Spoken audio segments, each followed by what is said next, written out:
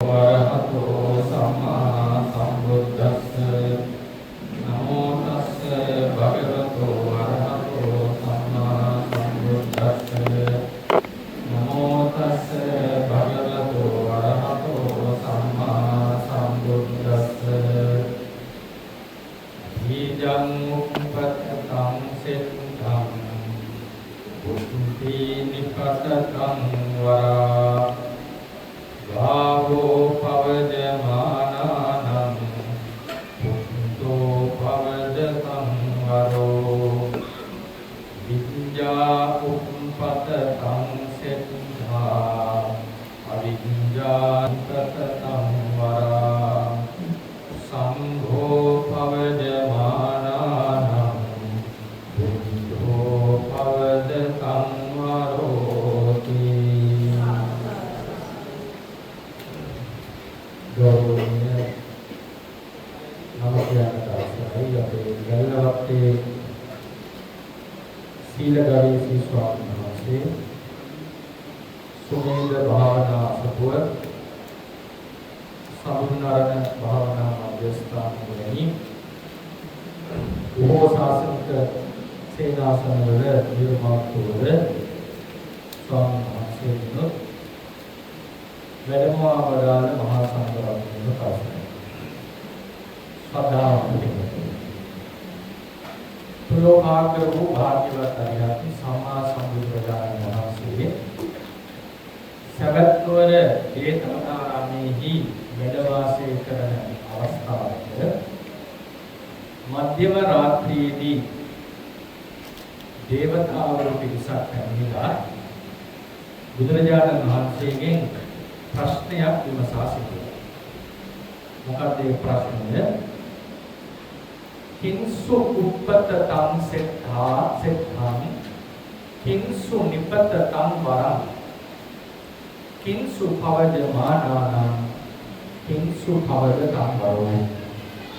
බුදුරජාණන් වහන්සේගේ දිනචර්යාවේ චාරිත්‍රයක් ලෙස උන්වහන්සේ මහා සංඝයාට රාත්‍රියේ ඕවාද අනුශාසනා දුන්නට පස්සේ මධ්‍යම රාත්‍රියේදී දේවතාවරුන්ට අවස්ථාව සලසා දෙනවා බුදුරජාණන් වහන්සේගෙන් ධර්මයේ ශ්‍රවණය කරන්න.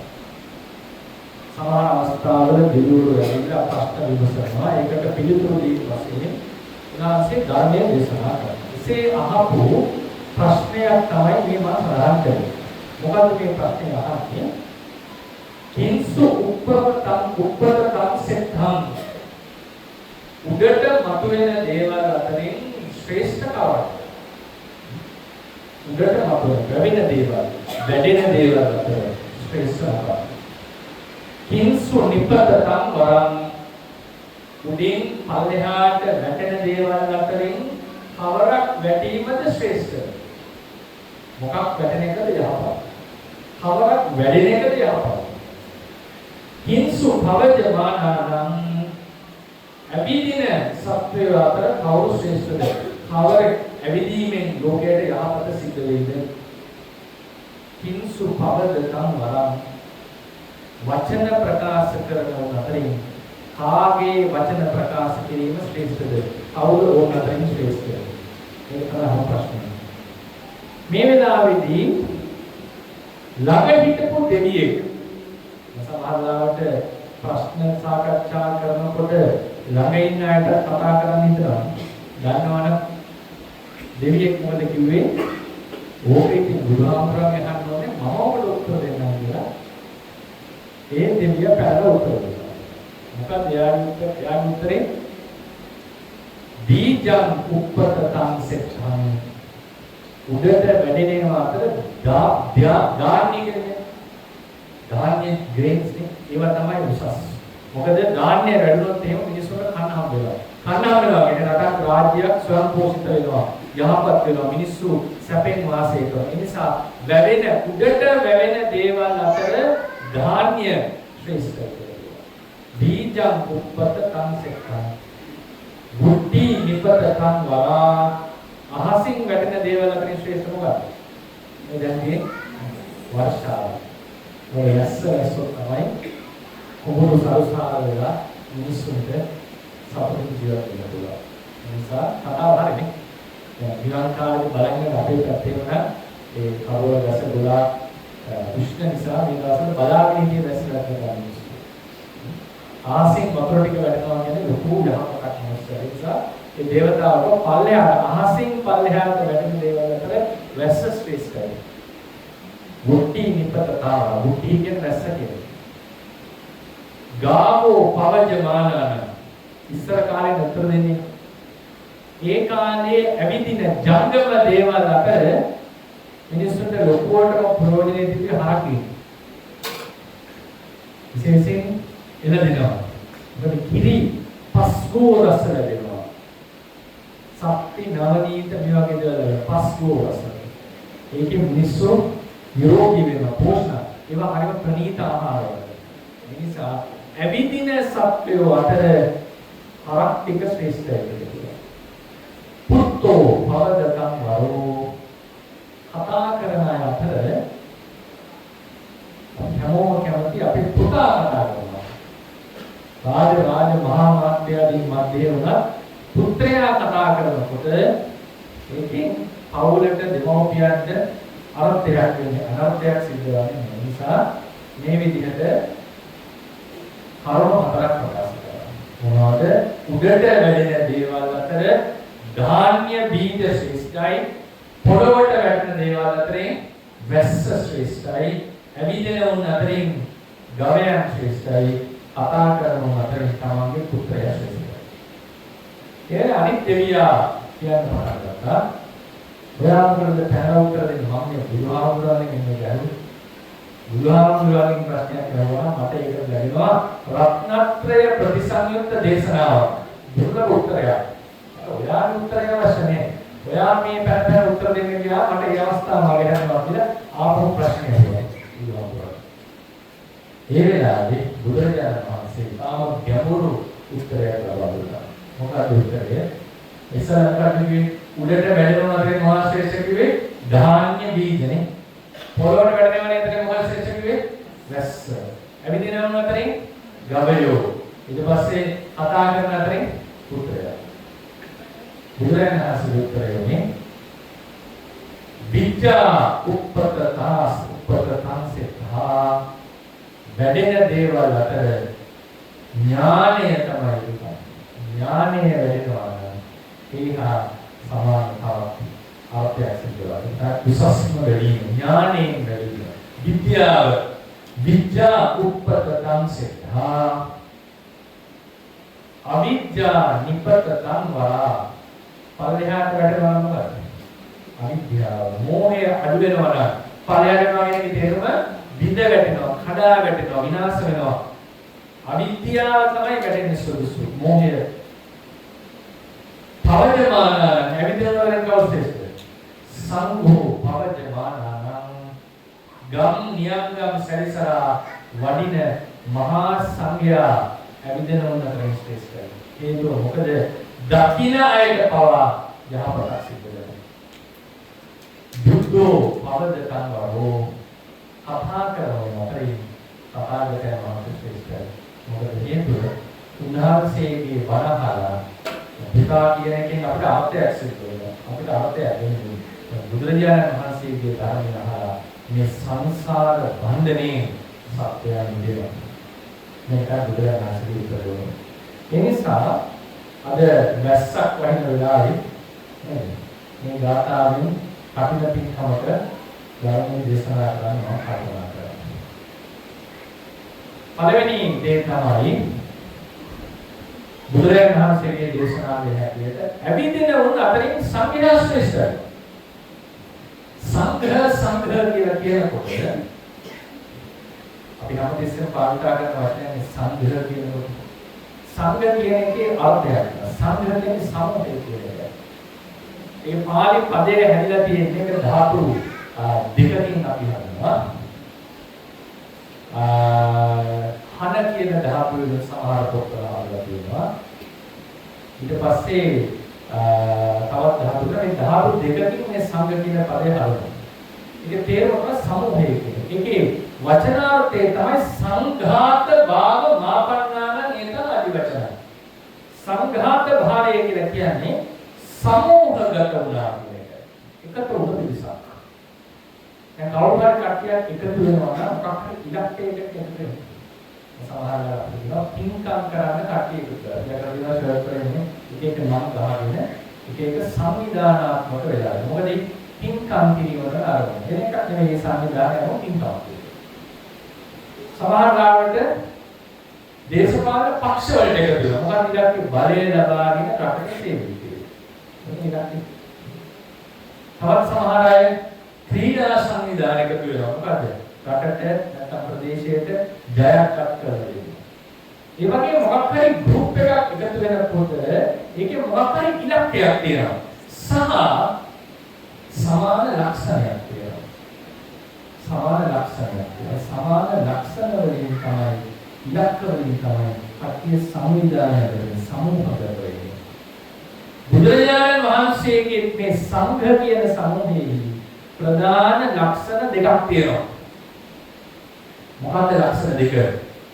සමූහයක් බවට පත්වන්නට සාරක සංඝ කියන සමූහයේ බවට පත්වන්නට ප්‍රධාන ලක්ෂණ දෙකයි. පළවෙනි එක තමයි සම්මා දිට්ඨිය. සම්මා දිට්ඨිය. ඒ කියන්නේ කර්මඵලය පිළිගන්න චතුරාර්ය සත්‍ය පිළිගන්න පිරිසක් වීම. සම්මා දිට්ඨිය. චතුසත්‍ය සම්මා දිට්ඨිය, කම්මස්සගත සම්මා දිට්ඨිය කියන මේ නිවැරදි දැක්ම තියෙන පිරිස එක සමූහයක්.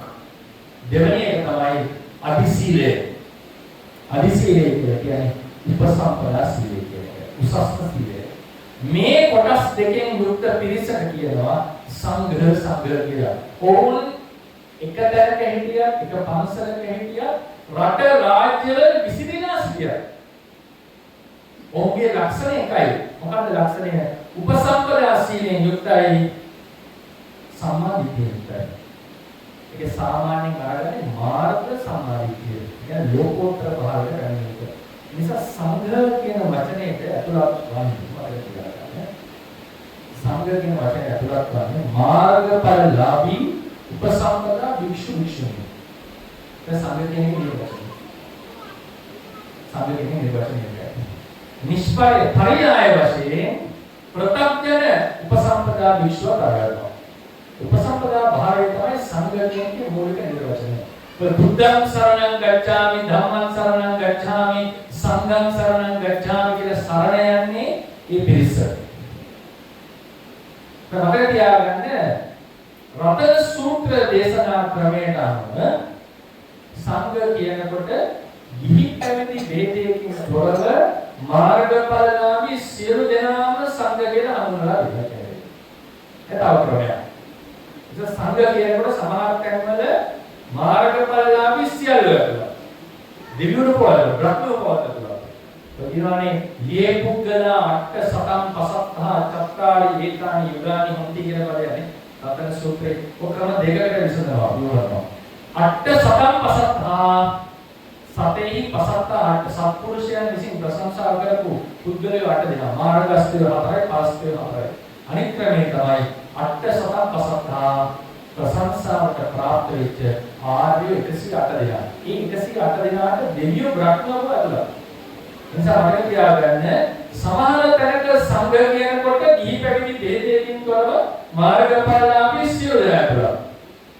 සංඝං සරණං ගච්ඡාමි කියනකොට අපි ගන්නේ උපසම්පදාවට ප්‍රාප්ත වෙච්ච මාර්ගඵලලාභී උතුමෝ. එහෙම නැත්නම් ප්‍රත්‍යඥ සීලවන්ත විශ්වාසීලා. මේ තමයි සංඝ කියන එකේ තේරවාදී නිර්වචනය. මොකක්ද කියන්නේ? එතකොට මේ සංඝයා මේ ගුණපදයක් තමයි අනුත්තරම් පුඤ්ඤක්කෙත්තං ලෝකස්ස. ලෝකයාට අනුත්තර වූ පින්කෙත මහා සංඝය. අනුත්තර වූ පින්කෙත හේතුව මොකද? දැකීම මාත්‍රයෙන් පවා යහපත සිද්ධ වන්නේ. සංඝයාගේ සංවර ගමන දැකීමෙන් යහපත සිද්ධ වෙච්ච ප්‍රසිද්ධම චරිතය මොකක්ද? සංඝයාගේ සංවර ගමන දැකීමෙන් යහපත කාටද? උපතිස්ස පරිත්‍රාජකතුමා මොකද? අපි ඉන්නවා අපේනවා. උපතිස්ස පරිග්‍රහය. එතුමා නාම දෙකේ අස්සජී මහරහතන් වහන්සේගේ ගමන දකින්නකොට පැහැදීම ඇති වෙලා උන්වහන්සේ පිටිපස්සෙන් ගිහලා ප්‍රශ්නය අහුවනේ. නිසා මතක තියාගන්න මහා සංඝයාගේ දැකීම මාත්‍රය වන්දනාමාන කිරීම මාත්‍රයක ලෝකේ යහපතක්. බුදුරජාණන් වහන්සේ තමයි උතුම්ම දක්ෂිනේය පුද්ගලයා. ඒක වාදයක් නෑ. සත පුණ්‍ය ලක්ෂණේ යුක්ත සාරා සංකේය කල්පලක්ෂය ඇස්තිස් මස්ලේ දන් දීපු ඒ උත්තමයා සියලු සංඝයා එකතු වුණා. උන්වහන්සේගේ ගුණය සමාන කරන්න බෑ. ඒක විශිෂ්ටයි. ඒක අසාමාන්‍ය ගුණයක්. සම්මා සම්බුදුරේ කියන්නේ හිතා ගන්න බැරි ගුණ පරාජයක්. ඒ නිසා අග්‍ර දක්ෂිනාථ කියලා කියනවා. මතක තියාගන්න උන්වහන්සේ අපිට හැමතැනම හැම වෙලාවෙම මුණ ගැහෙන කෙනෙක් නෙවෙයි. උනා පින් ඇතිය උන්වහන්සේ මුණ ගැහුණා, වන්දනාමාන කරගත්තා, දාන ආදී පුණ්‍ය කර්ම කරගත්තා, බණ ඇහුවා, එතනින් අවසానයි. හැබැයි මහා සංඝයා උන්වහන්සේගේ ශ්‍රාවකත්වයට පැමිණි ප්‍රතිපදාව පුරණ, සීලාදී ගුණධර්ම පුරණ මේ මහා සංඝ රත්නය අපිට බොහෝ තැන්වල දකින්න පුළුවන්. බොහෝ තැන්වල දකින්න පුළුවන්. ඒ නිසා මේ මහා සංඝ රත්නය සදෙව් ලෝකයාට අනුත්තර පුණ්‍ය ක්ෂේත්‍රයක් ලෙස දක්වලා අනුත්තරම් පුණ්‍යක් දෙත්තා ලෝකස්. ඒ නිසා අවිදෙන උන්නත මේ මහා සංඝයා ශ්‍රේෂ්ඨයි කියලා බුදුරජාණන්. මේ මහා සංඝයා තමන්ගේ නිවසට වැඩම කරා කියලා කියන්නේ බැලුවා. මොකද අපරාධ කරන්නේ. අදිශීලයක් රකින්න මහා සංඝයා නිවසට වැඩම කරා කියලා කියන්නේ ඒක ඉතාම විශේෂ ලාභයක්. ඒ නිසා තමයි අහලා කරන්නේ පාහුනේය කියලා ගුණපදය. පාහුනේයෝ කියන ගුණපදයේ තේරුම මොකක්ද? ඥානයේ ගුණපදයේ තේරුම තමයි ඥාති හිත මිත්‍රාදී සලහාව. රාජ මහා මාත්‍යාගේ සදා වූද සකස් කරපු සිව්පසය. මේ අග්‍ර භාගය ඔවුන්ට දෙන්නට කලින් මහා සංඝයාට දෙන්න සුදුසුයි. කොහොමද අපි නිර්වචනය කරන්නේ? ඒක දැනගෙන තියාගන්න. නිවසට වැඩම කරන ස්වාමීන් වහන්සේ කෙනෙක් අදිස්සියාර නිවසකට පැමිණියොත් ඒක පුදුම ලාභයක් සලකනවා. දැන් කාලයකට පස්සේ ඥාතිවරයේ ගෙදරට එනකොට අපි විශේෂ සංග්‍රහයක් කරනවා නේ. හැමදාම ගෙදරට එන කරන්නේ. දරුවෙක් එහෙම මුදෙක් කියන්නේ කාලයකට එනකොට අපි විශේෂ සංග්‍රහයක් කරනවා. ඉතින් සමහර දරුවෙක් වෙනකොට නේ එනකොට අපි විශේෂ කෑමක් හදලා සංග්‍රහයක් කරනවා. ඇයි කරුණු දෙකක් නිසා. පළවෙනි එක එයාට අපි ආදරේ පිළි. දෙවෙනි එක ඒක කලාතුරකින් එන්නේ. අවුරුදු ගානේ හොදාම යනවා නේද? කලාතුරකින් එන්නේ කියලා තමයි සංග්‍රහය කරන්නේ. ඒ නිසා අපි විශේෂ ආහාරය ප්‍රමිත සංග්‍රහයක් සිදු කරනවා. මොකද හිතන්නේ? ඒ වගේ විශේෂ ආහාරයක් ඥාතිවරයෙක්ට සකස් කරලා තියෙනකොට දැන් හිතන්න හොඳ රසවත් කේක් ටිකක් හදලා පුතා. කේක් එක කියන්නේ දැන් වෙන කෑමක් වගේ නෙමෙයි. කේක් එක කැපුවට පස්සේ වටිනාකම ඕනේ. කේක් එක දෙවරන් දෙන්න ඕනේ. ඒ දන්නවද මරවලා හොන්නේ. ඒක සම්පූර්ණ දෙන්න ඕනේ. කෑල්ල කැපුවට පස්සේ ඒක කාපු කේක් එකක් නේ. කේක් එක හදලා පුතාට. මොකද ඒ වෙලාවේ පුතාට බලන් ඉන්නකොට ස්වාමීන් වහන්සේ කෙනෙක් නිවසට පිට පාටි වගේ. මේකෙන් කොටසක් අපලා දෙන්න සුදුසුද නැද්ද? ආවකරිද? සුදුසුද නැද්ද? සුදුසු. ගුරුයා සිටියා සුදුසු. ඒ වගේ බාහුනේ ගුණපෙදී තියෙන එහෙම එකක්. ඒ විතරක් නෙවෙයි. සමහරු රජුරවන්ට කෑමට ආරාධනා කරනවා. රජුරවන්ට කෑමට ආරාධනා කරලා කියන්නේ දුර්ලභ අවස්ථාවක්. රජ කෙනෙක් ඉඳලා තියනවා කියන්නේ මේස් නෑ. රජුරවන්ට කෑම විශේෂ කෑමක් සකස් කරලා මේ කෑම රජුරවන්ට දෙන්න කලින් ස්වාමීන් වහන්සේ කෙනෙක් පිට පාට වල. ඒ අග්‍ර භාගයේ දෙන්නට සුදුසු කියන්නේ මේ කියලා දෙන්නේ. ඒක හරි ගැඹුරු ගුණපදයක්. පාපු නෙයයි කියන්නේ ඒකයි. ඒකට හේතු දෙකක් අපේ ග්‍රහ බලන පොතේ කියනවා. ඇයි එහෙම දෙන්නට සුදුසු? ඇයි අර මිත්‍රයාට, ඇයි අර ඥාතියාට විශේෂ සංග්‍රහයක් හදුවේ? ඒක හේතුව තමයි එයා අපිට ප්‍රියයි. දෙවෙනි එක එයා කලාතුරකින් ඉන්නේ. ධර්මයේ කියනවා ඊට වඩා ඔබට මහා සංඝයා ප්‍රියයි. හේතුව මොකද? ප්‍රිය භාවයේ ඇති කරන ගුණයන් මහා සංඝයා තුළ ඥාතිවරයාට වඩා පිහිටලා තියෙනවා. ප්‍රිය භාවයේ ඇති වෙන්නේ කරුණු දෙකක් නිසා. සීලාදී ගුණධර්ම පිළිපොන් නිසා, නුගුණ ධර්ම කෙලෙස් ධර්ම අඩු නිසා. අපිට කල්පනා කරන්න. කෙලෙස් අඩු නම් අපිට ප්‍රියයි. සීලාදී ගුණධර්ම වැඩි නම් අපිට ප්‍රියයි. උදාහරණයකට ගන්න. මනුෂ්‍ය දෙන්නෙක් ඉන්නවා. කෙනෙක් බොහොම හොඳට ප්‍රියශීලීව කතා කරනවා. බොහොම හොඳට සත්‍යයෙන් කතා කරනවා. හැබැයි මට කේන්තියක්. තව කෙනෙක් ඉන්නවා වැඩි හොඳට කතා බහ කරන්නේ නැහැ. කේන්ති ගන්නෙත් නැහැ මොලොකට. ඔබ වැඩිපුර ළඟින් ඇසුරු කරන්නේ කවුරු කැමතිද? ඔබට කතා කරලා කේන්ති ගන්න කෙනාද? වැඩි කතා කරලා කේන්ති නොගන්න කෙනා. වැඩි ඇසුරු කරන පහසු කවුද? දෙවෙනියා. අසාද බලින තීරණය කරනවා. අවස්ථාවක් දෙවෙනියා. කේන්ති ගන්න කෙනා දීර්ඝ කාලීනව ප්‍රිය භාවයේ ඇති වෙන්නේ කෙලෙස් අඩු නිසා. මොකද විශ්වාසය වැඩි වෙන්නේ කෙලෙස් අඩු නම්. වැරදි ක්‍රියා අඩු නම් අපේ නිවසක් උනත් බාර දෙන්නේ. ඥාතියෙක් දුවෙක් උනත් නැගණියක් උනත් ආරක්ෂාවට තියලා යන්නේ විශ්වාසයේ තියෙනවා. සීල නුගුණ අඩු කෙනා තමයි අපිට ප්‍රිය. දීර්ඝ කාලීනව ප්‍රිය නුගුණ අඩු කෙනා. මහා සංඝයා යනු කෙලෙස් අඩු පිළිසක්. එනිසා දීර්ඝ කාලීනව මහා සංඝයා ඇසුරු කරන්න පහසු. මොකද ඒ හිතන්නේ දැන් ගෙදර ඥාතීන් එක්ක පොඩි පොඩි රණ්ඩු සරවල් වෙන්නේ නැද්ද? හිතමනාප වෙන්නේ නැද්ද? හිතනවාද රහතන් වහන්සේ කෙනෙක් එක්ක හිතමනාපයක් වෙයි අපි බලන්න. වෙයි. සිල්වත් ගුණවත් භික්ෂුවක් එක්ක හිතමනාපයක් වෙයි. එහෙම වුණා වෙන්න පුළුවන් සිල්වත් එක්ක කෙලෙස් තියෙන නිසා. නමුත් ඒක ඉක්මනට හරි දැස්ස ගන්න නැද්ද? පුළුවන්. මොකද කියලා. එන්නේ ඒකට හේතුව තමයි කෙලෙස් අඩුකම.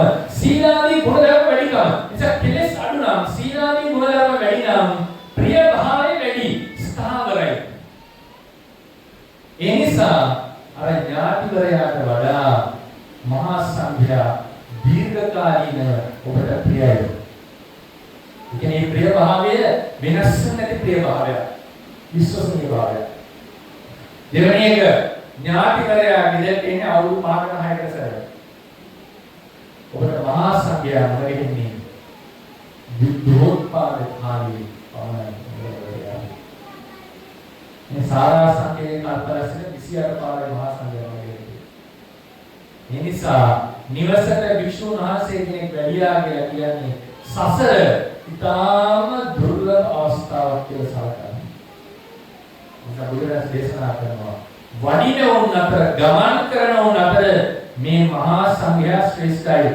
සංඝෝ පවජමානං වඩිනවුන් අතර ගමන් කරනවුන් අතර මේ මහා සංඝයා ශ්‍රේෂ්ඨයි කියලා කියනවා. බුද්ධෝ පවදතං වරෝ බණ කතා කරනවුන් අතර තථාගතයන් වහන්සේ ශ්‍රේෂ්ඨයි. මොකද හේතුව තථාගතයන් වහන්සේගේ මුවින් පිටවන්නේ සාමාන්‍ය වචන නෙවෙයි. අපිට සංසාරයේදී ප්‍රිය පුද්ගලයෝ හම්බ වෙනවා. ආදරය කරන අය හම්බ වෙනවා. හිතවත් අය හම්බ වෙනවා. අපේ දියුණුවට මම්පෙත් කියන අය ගුරුවරු හම්බ වෙනවා. මේ හැම දිනාගේම වචන වලින් සමහරවිට අපි සැනසෙනවා, සතුට වෙනවා, අපේ හිතේ හැඟීම් උපදිනවා. අපි සමහරවිට දියුණු වෙනවා, දේවල් ඉගෙන ගන්නවා. නමුත් සම්මා සම්බුදුරේගේ වචන ඇහෙනකොට ඊයේ අපි සංසාර බන්ධනේ නිදහස් වෙනවා. ලෝකයේ තියෙන ගැඹුරුම සත්‍ය තමයි බුදුමෙන් ඇහෙන්නේ. සත්‍ය වර්ග තුනක් තියෙනවා පිටුතුනි. එකක් තමයි සම්මුති සත්‍ය කියලා කියන්නේ. සම්මුති සත්‍ය කියලා කියන්නේ අපි විවහාර කරනවා. දැන් කියනවා මෙතන මේසයක් තියෙනවා. ස්වාමීන් වහන්සේ නමක් ඉන්නවා. මෙතන මිනිස්සෙක් සතෙක් ඉන්නවා. කියලා අපි විවහාර කරනවා. මේ විවහාරයේ මත අදලම් වෙලා අපි ජීවත් වෙනවා. අපි කතා කරනවා. ඒක සත්‍යයක්. ඒක අපිට ජීවත් වෙනවා ලෝකේ. ඒක සම්මුති සත්‍ය කියලා. පනවගත්ත වචන වල අපි ඉන්නවා. හැබැයි මේ සම්මුති සත්‍ය ගැඹුරින් විමසනා බලනකොට බොරු වෙනවා. ඒ කියන්නේ මේසේ තියෙනවා රතයක් තියෙනවා කියලා කිව්වට ඇත්තටම මොකද්ද මේසේ? ඇත්තටම මොකද්ද රතේ කියලා හොයන්න යනකොට අපි කොටස් කලනකොට මේසේ කියනකොට තියෙන්නේ ලී ගොඩක්. නේද? ලී ගොඩට මේසේ කියනවා නම් ලී ගොඩ කොයි විදිහට සකස් කරත් මේසේ වෙනවා. ඒක බටන් එකක් වගේ බැලලා තිබ්බත් මෙහෙම කියන්නේ නැහැ. ඒ ලී ගොඩ පුටුව බලන්න පුළුවන්. එනිසා මේසේ ලී ගොඩ නෙවෙයි. ලී ගොඩ අවකාශයේ යම් ක්‍රමයකට පවතිනකොට හිතට ඇති වෙන අදහසක් විතරයි මේසේ කියන්නේ. ඉන්නේ ලී තමයි. අනේ ලී තමයි. ඒ ලී කඩ බැලුවට පස්සම අංශු වෙනවා. කොහොම ගිහිලා සතර මහා ධාතු වල නතර වෙනවා. ඒ නිසා ගැඹුරින් විශ්ලේෂණය කරාම ඒකට අපි ඉංග්‍රීසියෙන් රිඩක්ෂනිස්ට් තියරි කියලා ගැඹුරින් විශ්ලේෂණය කරාම සම්මුති සත්‍ය බොරු වෙලා පරමාර්ථ සත්‍ය පිළිදෙනවා. ඇත්තටම තියෙන ධර්ම ටිකක් තියෙනවා පරමාර්ථ සත්‍ය කියලා. ඒක සම්මුති සත්‍ය වල ගැඹුරු එකක්. ඒ පරමාර්ථ සත්‍ය හැටියට සතර මහා ධාතුව තියෙනවා, චිත්ත චෛතසික තියෙනවා, කර්මයට විපාක හමු වෙනවා, මේ වගේ න්‍යාය ටිකක් තියෙනවා. මතක තියාගන්න මේ පරමාර්ථ සත්‍ය කියන එක බොරු වෙන තැනක් තියෙනවා. මොකක්ද ඒ? ඒක තමයි ආර්ය සත්‍ය කියන්නේ. පරමාර්ථ සත්‍ය හැටියට කුසලයට ලැබෙන්නේ සැප විපාකද දුක් විපාකද? සැප විපාක. අකුසලයට ලැබෙන්නේ දුක් විපාක. කියන්නේ කුසල කරන අකුසලයෙන් වළකින්න සැප විපාක ලබන්න දුක් විපාකයෙන් වළකින්න කියලා අපි කියන්නේ. මතක තියාගන්න. ආර්ය සත්‍යයට පැමිණියාම කුසලයේ නිසා ලෞකික කුසලයේ නිසා අකුසලයේ නිසා උපදින්නේ දුකක්ම පමණයි. කුසල් කරලා මනුස්ස ලෝකයේ දිව්‍ය ලෝකයේ ඉපදීම සැපයක් ලෙස අපි සලකනවා. ආර්ය සත්‍යයයි. ඒක නිවැරදි. ඒක සුඛ විපාකය. යහපත් විපාකය. නමුත් මේ මනුස්ස ලෝකයේ දිව්‍ය ලෝකයේ පවා ජාති ජරා ව්‍යාධි මරණ ආදී දුක්ඛයන් යුක්තයි. ඒ නිසා මනුලොව ඉපදීම යනු දුකක පහළ වීමක්. පරමාර්ථ සත්‍යයේදී කුසලයට සැප විපාක අකුසලයට දුක් විපාක. නමුත් ආර්ය සත්‍ය කතාවේදී කුසල අකුසල දෙකටම දුක් විපාක. ඒ නිසා පරමාර්ථ සත්‍යයේ සමහර තැන් ආර්ය සත්‍ය වෙනකොට වරදිනවා. ආර්ය සත්‍ය කියන එක කිසිම සත්‍යයක් හමුවේ බොරු කරන්නට පුළුවන් නෙවෙයි. අපි කියනවා මේ නාම රූප ධර්ම දෙක සංකත, සංතාප, විපරිණාම ආදී දුක්ඛයන්ගේ දුක්ඛ සංඛාර දුක්ඛ විපරිණාම දුක්ඛයන් යුක්තයි. ඒ කියන නාම රූප දෙකෙහි මේ දුක නැහැ. සැපයක් කියලා කිසිම කෙනෙකුට සකාරව ඔප්පු කිරීමට බිය නැහැ. බුද්ධ වචනය කාරණට ඒ දුකට හේතුව තෘෂ්ණාව. ඒ දුකේ තෘෂ්ණාවේ අනුත්පාද නිරෝධය නිර්වාණ ධාතුව. ඒ නිර්වාණය ආරම්භ කරන්නට ඒ නිර්වාණය පත්වන්නට අනුගමනය කළ යුතු සීල සමාධි ප්‍රඥා ගුණධර්ම සමූහය දුක්ඛ නිරෝධ ගාමිනී පටිපදා ආර්ය සත්‍ය. මේ සත්‍ය හතරට වඩා තවත් ගැඹුරට යනවා කියලා කියන්නේ ඒකෙත් පල්ලෙහාට ගිහිල්ලා අර ටික බොරු කියලා ඔප්පු කරන්න පුළුවන් සත්‍යයක් නෙවෙයි. ඒක ධර්ම සත්‍යය. එනිසා ආර්ය සත්‍ය කියලා. තථාගතයන් වහන්සේ පින්වතුනි අවබෝධ කරන්නේ මෙන්න මේ ආර්ය සත්‍යය. බුද්ධ කියන එකේ තේරුම තමයි අවබෝධය කියන එක. බුද්ධ කියන එකේ තේරුම අවබෝධය කියන එක. ඒ අවබෝධය ලැබුවාම අවබෝධය තමයි චතුරාර්ය සත්‍ය ධර්මය අවබෝධ කිරීම.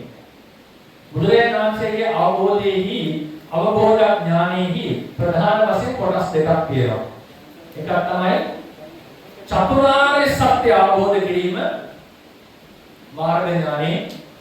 දෙවෙනි එක තමයි සර්වඥතා ඥානෙ සියල්ල අවබෝධ කිරීම. මේ තමයි බුදුරජාණන්ගේ ප්‍රධාන අවබෝධ ඥාන දෙක. ඒකේ බුද්ධත්වයට පත් වෙනවා කියලා කියන්නේ මේ චතුරාර්ය සත්‍ය ධර්මය අවබෝධ කිරීම. ඊළඟට උන්වහන්සේ පසේ මුතුරේට වඩා විශේෂ වෙන්නේ සර්වඥතා ඥාන ප්‍රතිලාභය. ඊළඟට මේ අවබෝධ කර චතුරාර්ය සත්‍ය ධර්මය ලෝකෙට දේශනා කිරීම. ඒ නිසා ලෝකේ යමෙක් චතුරාර්ය සත්‍ය දේශනා කරයි නම් ඒ බුදුරජාණන් වහන්සේ පමණයි. ඒක හිතෙන්න පුළුවන් අපේ ස්වාමීන් වහන්සේලාත් බණ කියනවා ස්වාමීන් වහන්සේලා චතුරාර්ය සත්‍ය දේශනා කරනවා නෑ අපි දේශනා කරනවා ඇත්ත. නමුත් මේ බුදුරජාණන් වහන්සේ දේශනා කරපු එක අනුසාරයෙන් කියනවා. දැන් උදාහරණයකට අපි කියනවා ජෙනරල් රිලටිවිටි සාපේක්ෂතාවාදයේ හොයාගත්තේ ඇල්බර්ට් අයින්ස්ටයින්. එතුමා තමයි ලෝකෙට ප්‍රකාශ කරේ. දැන් මෙන්න අය ඕනතරම් කියනවා. ඒක උගන්වනවා. නමුත් මේක අයින්ස්ටයින්ගේ අයිඩියා මේකට ඔහුගේ අදහස මේක. ඔහු තමයි මේක ලෝකෙට ප්‍රකාශ කරේ. අපි හැමෝම අනිත් අය හැමෝම එක මීඩියේටර්ස්. ඒක තවත් වෙනගෙන කියන අය. ඒක ප්‍රකාශ කරේ අයින්ස්ටයින් ලෝකෙට. ඒ වගේ තමයි ස්වාමීන් වහන්සේලා සාරිපුත්‍ර මහරහතන් වහන්සේ පවා චතුරාර්ය සත්‍ය ප්‍රතිසංයුක්ත ධර්මය දේශනා කළා. මේ දේශනාව බුද්ධ දේශනාව. බුදුරජාණන් වහන්සේගේ දේශනාවට පදනම් වෙලා තමයි මේ දේශනාව සිද්ධ කරන්නේ. ඒ නිසා ධර්මයේ දැක්වෙනාට ලස්සන පාඩයක්. සත්‍යය සසරෙන් එතර කරවන්නේ එක්කෙනයි. සම්මා සම්බුදුරජාණන් වහන්සේ විතරයි. දෙවොල්ලක් ඉන්නවා තනියම එතර වෙන්නේ. මේ සම්මා සම්බුදුරජාණන් වහන්සේ පසේ බුදුරජාණන් වහන්සේ. තනියම එතර වෙනවා. එතර කරවන්නේ කියලා. මේ සම්මා සම්බුදුරජාණන් වහන්සේ විතරයි. අපේ ශ්‍රාවකයන්ගෙන් බණහලා නිවන් දැක්කා ඉන්නවා. ඒ ශ්‍රාවකයා බුද්ධ වචනය බුදුරජාණන් වහන්සේගේ ධර්මයේ මත පදනම් වෙලා තමයි මේක කරනවා. නිසා මොනවා හරි ලොකු නිපැවුමක් ලෝකයට යම් බෙහෙතක් නිපැවුවනම් පසු කාලීන වෛද්‍යවරු මේ බෙහෙතෙන් අනිත් අයට සුවපත් කළාට ඒ සියල්ලම නිපදෙව්ව කෙනාගේ වික්‍රමයක්. ඒ වගේ මතක තියාගන්න. ස්වාමීන් වහන්සේලා චතුරාර්ය සත්‍ය බණ කීවට මේ සියල්ල බුදුරජාණන් වහන්සේගේම දේශනයි. ඒ නිසා බුද්ධෝ පවද තංවරෝ කවදාවත් අහන්නට නොලැබෙන ප්‍රත්‍යාකාරය සහ ප්‍රත්‍ය නිරෝධය කියන අතිශය ගම්භීර අනාත්ම ප්‍රතිසංයුක්ත හේතුඵල ධර්මය දේශනා කරන්නේ අවබෝධ කරලා දේශනා කරන්නේ සම්මා සම්බුදුවරේ පමණයි. ඒ නිසා වෙන කාගේ කොච්චර වචන ඇහුවත් මිහිරි වචන අමිහිරි වචන උගන්වන දේවල් මොනවා ඇහුණත් සියල්ල අභිභවා යනවා ලෝකයේ තියෙන පරම සත්‍ය දේශනා කරන උත්තමයාගේ වචන. ඒකට තව හේතුවක් තියෙනවා. මේ දැනගන්න දේවල් අතර සත්‍ය දැන ගැනීම තරම් මනුස්ස හිතට පහසුවක් නැහැ. එහෙමද නැහැ. මේ උපමා තේරුම් ගන්න උදාහරණයක්. යාළුවෙක් ඉන්නවා. බොහොම හිතවත්. එහෙනම් අපි කන දෙන්න හිතවත්. හොඳම යාළුවා. කිසිම සැකයක් නැහැ. එයා දකින්නකොට පවා ප්‍රීතියෙන් හිත පිනා යනවා. බොහොම සතුටින් එක්ක. අවුරුදු ගානක් අපි ඇසුරු කරනවා. බොහොම සතුටින් එක්ක ඉන්නවා. හැබැයි එක වෙලාවකදී තව කෙනෙක් අනුකම්පා කරන කෙනෙක් අපිට හේතු යුක්ති සහිතව ඔප්පු කරලා පෙන්නනවා. කිසිදු සැකයක් ඇති නොවෙන්නේ. මේ CCTV ෆුටේජ් වලින් කිසිදු සැකයක් ඇති නොවෙන්නේ. සියල්ල අපිට ඔප්පු කරලා පෙන්නනවා. සියල්ල අපිට ඔප්පු කරලා පෙන්නනවා. මෙතෙක් කල වෙච්ච ඔබගේ ජීවිතයට වෙච්ච සියලුම කරදර බාධකවල හේතුව මේ මිත්‍රයා කියලා ඔබට ඔප්පු කරලා පෙන්නනවා. ඔබට නිසක ඒක වැටහෙනවා. හිතන්න එක වෙලාවක ඔප්පු කරලා පෙන්නනවා. මේ වෙලාවෙන් පස්සේ නැවත අර මිත්‍රයා මුණ ගැහෙනකොට අර වගේ ප්‍රීතියක් උපදීද? ඒද? නෑ. ඒ නෑනේ. එකනම් මේ බලෙන් ගන්න බෑනේ. කැමැත්ත අකමැත්ත කියන එක බලෙන් ඇති කරන්න පුළුවන් එකක් නෙවෙයි. ඒක හේතුඵල නිසා හටගන්න එක. එහෙම හටගන්න එක. කැමැත්ත අකමැත්ත කියන්නේ. දැන් මේ මිත්‍රයා දකින්නකොට සතුටක් තියෙන්නේ නෑ. එදා තිබිච්ච විනෝදය සතුට නෑ. හරිනේ? දැන් එයා දකින්නකොට හිතට අවුල් අපි කොහොමද හිත හදාගන්න බලනවා දුරස්වාරේ කොහොමද කටයුතු කරන්න බලනවා. මොකද හිතෙන්නේ? ඔබට දැන් අර අතීතයේ හිටපු සතුටු කාලේ මතක් වෙනවා. ඒක බොහොම කිසිදු සැකයක් නැහැ. හැබැයි මේ මෙච්චර කාල මෙයා තමයි ඔක්කොම යටි පැටි කරලා දෙන්නේ. දැන් සත්‍ය දන්නවා සතුටක් නැහැ. ඔබ හිතන්නේ මොකද හිතන්නේ?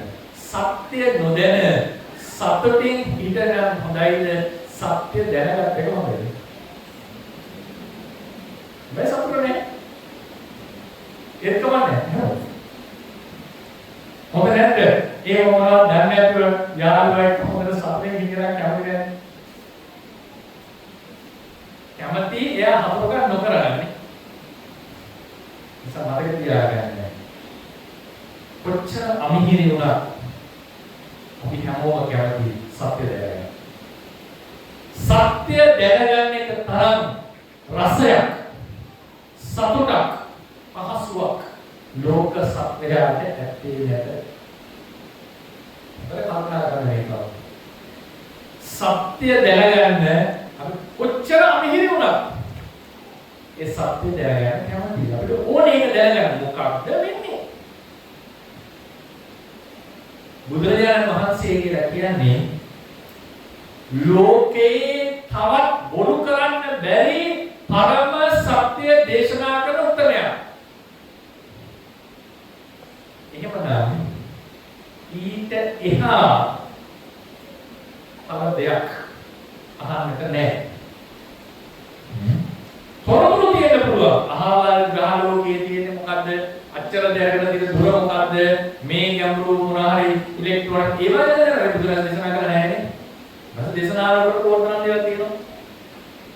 හැබැයි කොච්චර තැනකට ගියා ඉපදෙන බිඳෙන ධර්මයන්ගේ සංකත භාවය සංකත ධර්මයේ දුක් උපදවන බව සහ ආත්මයක් නැති බව හේතු නැති කල්ලි ඵල නැවත නැවත හටගන්න බව හේතු නිරෝධයෙන් ඵල නිරෝධය මෙන්න මේ කියන සත්‍ය කතාව කොච්චර විස්තර කරලා බොරු කරන්නට බෑ.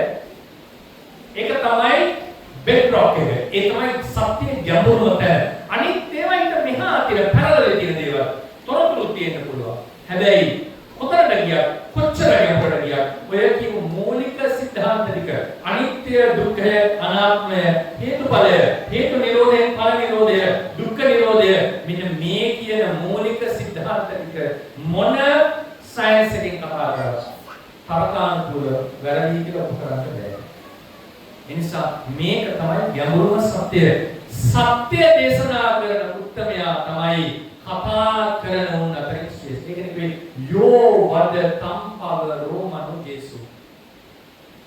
යෝ යමෙක් වදතෝ යෝ වදතම් කියන්නේ කතා කරන උන් අතරින් පවරෝ ශ්‍රේෂ්ඨයි. මනු ජේසු මනුස්සයන් අතර මනුජ කියලා කියන්නේ මනුස්ස කියන එකයි. මනු ජේසු කියන්නේ මිනිස්යන් අතර යමෙක් මිනිස්යන් අතර කතා කරන උන් අතරින් ශ්‍රේෂ්ඨ ඒ තමයි සම්මා සම්බුදුරජාණන් වහන්සේ. ඒකට හේතුව තමයි උන්වහන්සේ දේශනා කරන්නේ පරම සත්‍ය. හැබැයි මේ පරම සත්‍ය හැමෝටම එකම ප්‍රිය නෑ.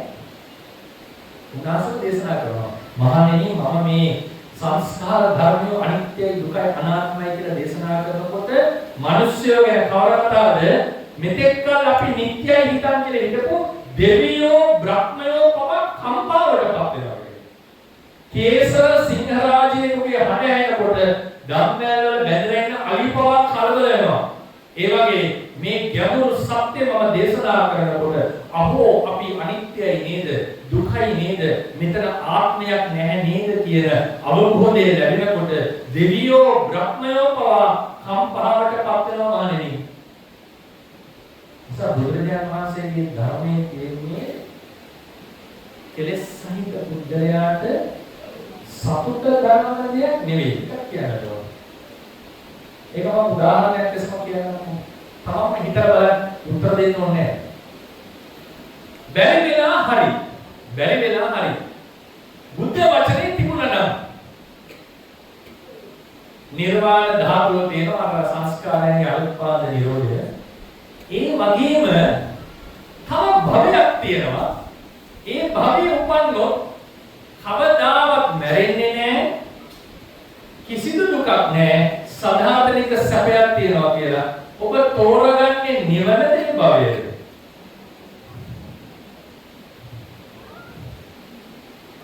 මොකේද? ඉපදෙන්න ඕනේ.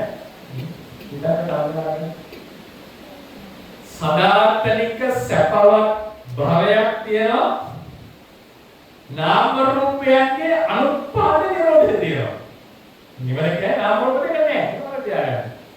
මේ එක්ස්පීරියන්ස් එක නෑ නිවනේ. මේ එක්ස්පීරියන්ස් එක තමයි දුක බුද්ධ දේශනාවේ. ඒක බය වෙන්න එපා. ඒක දුක නිසා තමයි අදහන්නේ. අනුත්පාදේ ජාතිය නැති බව. මොකද ඒක ඔබ තෝරගන්නේ මේ ඉන්න තත්වයේ. කෙලෙස් සහිත මානසික දෙන්නේ මේ කෙලෙස් සහිත මානසික ඉන්නකොට මේ ඔෆර්ස් දෙක දුන්නොත් අවංකව ඔබ මොකද තෝරගන්නේ? බහුතරයක් දෙනා තෝරගන්නේ සදාතනික නිත්‍ය භවය. ඒක තමයි අපේ කැමැත්ත. ඔබ කියන්නේ අනුස්සය ප්‍රහාණය වෙනකම් මේ බණ කියන අපේ අභ්‍යන්තරයේ තියෙන කැමැත්ත ඒක. ඒක තමයි දුරු කරන්නේ ප්‍රතිපත්ති පුරන්නේ. එක එක්කිනාගේ මට්ටම් වෙනස්. සත්‍ය ටික ටික අවබෝධ වෙනකොට නිත්‍ය භවය උනක් තියෙන අසාර භාවය, නිස්සාර භාවය, අනාත්මය, අනිත්‍ය දුක්ඛ අනාත්ම ලක්ෂණය වැටහෙනකොට මොකද දාර්ශනික ප්‍රශ්නයක් තියෙනවානේ. හැමදාම සදාතනිකව ඉන්නවා කියනකොට විපාකව කියලා. ඒක දාර්ශනික ප්‍රශ්නයක්. සදාතනික භවය සැබවින්ම සැපයක් කියලා ප්‍රශ්නයක් තියෙනවා. ඒකට හැම කල්හිම නැරෙන්නේ නැතුව ඉන්නවා කියන්නේ. හරි? ඒක තව දාර්ශනික බහුතරයක් දෙනා හිතන මතයක් වෙනවා. ඒක හොඳයි. ඒ නිසා තමයි සදාතනික ස්වර්ගයේ කැමති මිනිස්සු. බිලියන ගාණක් ලෝකෙ මිනිස්සු සදාතනික ස්වර්ගයේ බලාපොරොත්තු වෙන එකයි. ඒ නිසා අපේ අභ්‍යන්තරයේ තියෙන්නේ සාස්වත දෘෂ්ටිය. ඒකට කියනවා භව දෘෂ්ටිය කියලා. අපේ අභ්‍යන්තරයේ මුල් බැසගත්ත කෙලෙස් තුනක් තියෙනවා. යමුරු කරුණු ටික තමයි අහලා තියෙනවා. එකක් තමයි අවිද්‍යාව. බුද්ධ දේශනාවක් තියෙනවා මේ පෙර අවිද්‍යාව නොතිබුණාය නොකිය යුතුයි. මේක හැම කල්ලි තිබිලා තියෙනවා. ඒක වට්ට මූලයක්. දෙවෙනි එක තමයි භව තෘෂ්ණාව. භවයෙන් භවයට ඉපදෙමින් සසර යන්නට ඇති කැමැත්ත. ඒකත් වට්ට මූලයක්. බුද්ධ දේශනාවක්ම තියෙනවා. මෙතනින් කලින් භව තෘෂ්ණාව නොතිබුණාය නොකිය යුතුයි. තුන්වෙනි එක තමයි භව දෘෂ්ටිය. ඒක වට්ට මූලයක් නෙවෙයි. බුද්ධ දේශනාව තිබිලා තියෙනවා. ඒක අද නැහැ ඒ බුද්ධ දේශනාව. අටුවාචාර්ය මහසෙක් කියනවා එහෙම බුද්ධ දේශනාවක් තිබුණා ඒ කාලෙදී මහාභාරත යුගයේදී. මොකද මේ పూర్වෙහි භව දෘෂ්ටිය නොතිබුණාය නොකිය යුතුයි. භව දෘෂ්ටිය කියන එක අර්ථකථනය කරන්නේ සාස්වත දෘෂ්ටිය. නිත්‍ය ආත්මයක් මෙතන තියෙනවා. ඒක අපි කැමති මේ මම කියලා කියන කෙනා දිගට සසර ඉන්නවට. ඒක තමයි අපේ මුල් දැසගත්ත කැමැත්ත. ඒක ආස්වාදනය කිරීම තෘෂ්ණාව. ඒකේ සත්‍ය නොදැනීම අවිද්‍යාව. මෙන්න මේ කියන මූලික ලක්ෂණ තුනෙන් අපි පැහැදිලා ඉන්නේ. ඒ භව දෘෂ්ටියට යටින් තියෙන ඊටතර සියුම් දේ තමයි අස්මිමානය මම වෙමි කියන හැඟීම. මෙන්න මේ කියන මූලික ලක්ෂණ 3-4 රහත් වෙනකන් අපේ සංතාන තුළ මුල් බැසගෙන තියෙනවා. බුද්ධ වචනේ මේකට විරුද්ධ එකක්. බුද්ධ වචනේ මේකට විරුද්ධ එකක්. ඒ නිසා උඩුගම් බලා පින්නවා කියලා කියන්නේ. ඒ නිසා බුදුරජාණන් වහන්සේගේ වචනය කාමයට බර වූ සත්වයාට ඒ තරම් අමිහිරි වචනයක් නැහැ. ඒ තරම් අපි විශ්වාස කරන්නේ. ඒ තරම් අමිහිරි වචනයක් නැහැ. හැබැයි බුදුරජාණන් වහන්සේගේ දේශනාවේ තියෙනවා ස්වර්ගයට යන ක්‍රමය, පින් කරගෙන සපුවත් වෙන හැටි, චක්‍රවර්ති කෙනෙක් වෙන ක්‍රමය, සක්‍රියා වෙන වද, සසල සැප විඳින හැටි, ලස්සන වෙන හැටි, ධනවත් වෙන හැටි මේ දේශනාවක් තියෙනවා. ඒ ලෞකික වටේට සපුවත් වෙන උපකාරක දේශනාවක් තියෙනවා. ඒ වාසනා ගුණය ලැබෙන දේශනාවක් තියෙනවා. නැතුව නෙමෙයි. මොකද ඒක අවශ්‍යයි. නමුත් බුදුරජාණන් වහන්සේගේ දේශනාවේ පරම හරය ගැඹුරුම තැන සත්‍යයට ප්‍රිය එකක් නෙවෙයි. එතනට ලං වෙන්නට කාලය කරලන්නට ඕනේ. ඒ නිසා පින් කර කර යහපත් දේවල් කර කර මේ ධර්මය අහහ ටික ටික හිත පුරුදු කරලා තමයි මේ සකල ක්ලේශයන් දුරු කරමින් මේ වටේ නිතරම සිද්ධ කරගන්නේ. ඒ නිසා කෙලස් ගොහරුවේ ඉන්න සත්‍යයට නික්කමය, කාමයන්ගෙන් බැහැරවීම, කාමයන් දුරු කිරීම, ක්ලේශ නිරෝධය කරා අමිහිරි දෙයක් තව නැහැ. අපි ගැන කවර කතාවද පිටුනේ? එක ආත්ම භාවයකදී මේසා දීර්ඝ කාලයක් පාරමී ධර්ම පූර්ණය කරගෙන පැමිණි මහා ජනක බඳු ආත්ම භාවවලදී කෙල අලුයමලු කෙල පිටක්සේ රාජ්‍ය සම්පත් අතහැරපු මහා බෝධිසත්වයක ආත්ම භාවයකදී කාම භෝගී රජෙක් වෙලා හිටියා. එතුමාට මොන කැවුණා? පසේ බුදුරජාණන් වහන්සේ නමක්. පසේ බුදුරජාණන් වහන්සේ මේ රජුගේ හේතු සම්පත්තිය දැකලා එතුමාම පැවිදි වෙන්නට හිත නැවෙන්නට බණ කීවා. බෝධිසත්වය වෙන කෙනෙක් නෙවෙයි. සාමාන්‍ය කෙනෙක් බෝධිසත්වය. බෝධිසත්වය කියලා කියන්නේ අනේක ආත්ම භාවයන්හිදී නික්කම්මය පුරුදු කරපු උත්මේ. ඒ හිත නික්කම්මට බරයි. නමුත් ඒ ආත්ම භාවයේදී උන්වහන්සේගේ සිත කාමයෙන් අන්ධ වෙලා තිබුණේ. අටුවාවේ දක්වනවා ඒ වෙලාව කාමෝමත්තකේ කියලා. කාමයෙන් උමුතු වෙලා වගේ ඉස්සෙල්ලා නෙවෙයි ඒ තරම් කාමෙන් නැදී පසේ බුදුරජාණන් වහන්සේ කියනවා බණ කියනවා කාමයේ ආදීනව නික්කම්මේ ආනිසංස. කාමයේ ආදීනව නික්කම්මේ ආනිසංස. මේකක්වත් පිළිගන්නේ මහා බෝධිසත්වෝ කක්වත් පිළිගන්නේ කියලා බැරිම තැන පසේ බුදුරජාණන් වහන්සේ කියනවා ඔබ පිළිගන්නවා පිළිගන්න නැත්නම් පිළිගන්න එපා. ඔබ පිළිගත්ත නැතත් කාමයේ දුක් සහිතයි. නික්කම්මේ සපයල වඩේ වෙනවා. එතකොට තමයි බෝධිසත්වයන් වහන්සේ සුණාසේ රජකම අධ්‍යාත්ම මහා වේලා ධ්‍යාන අභිඥා ප්‍රතිවර්ත ධර්මයේ බාහිර දෙයක් කරලා තියෙනවා. ඒ නිසා මතක තියාගන්න මේ කාමයට නතු වෙනකොට මහා බෝධිසත්වයන්ගේ නොනැස පවා අන්ධ වෙච්ච අවස්ථා තිබුණා. මේ සත්‍ය ගැන කවර ඒ නිසා මේ බුද්ධ වචනේ ගැඹුරු හරය ඒ කතා කරන්නේ මෙතන සාරයක් නෑ.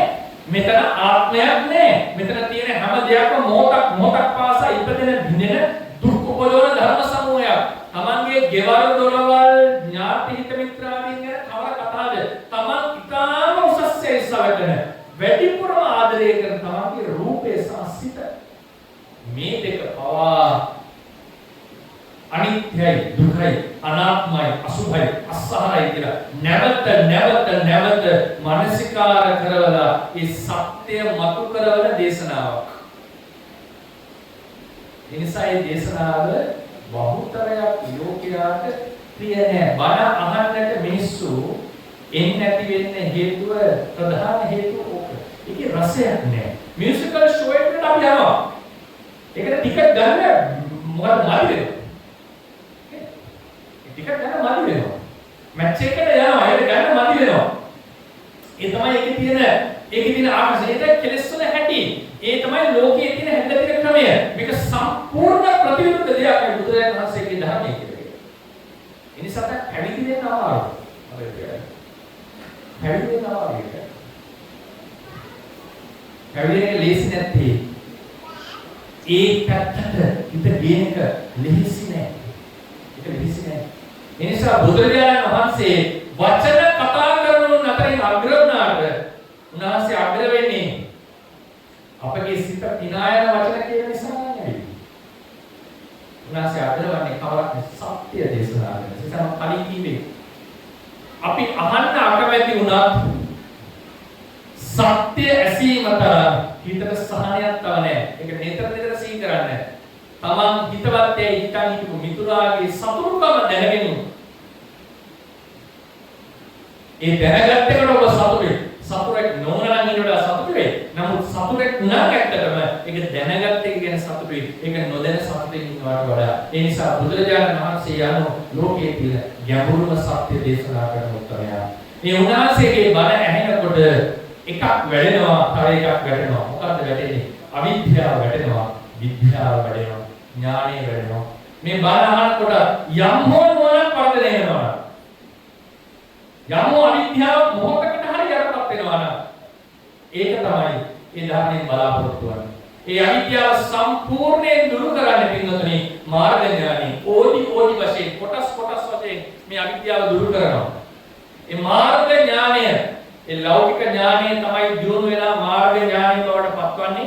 ඒකේ වැඩිම මේ අවිද්‍යාව අන්ධකාරය තලාගෙන ඉදිරියට ඇවිල්ලා මේ වැඩෙන පිපෙන බව අවිද්‍යාවේ වැඩෙන දේවල් අතරින් විද්‍යාව වැඩෙන බව විද්‍යාව තරම් ඥානීය තරම් තව දෙයක් නැහැ. මොකද මේ විද්‍යාව වැඩෙනකොට එහා පැත්තෙන් වැටෙන දෙයක් වෙනවා විනාශය. මොකද අවිද්‍යාව. ඒක කිව්වේ විද්‍යා උප්පත තං සෙත්තා අවිද්‍යා නිපත තං වරා.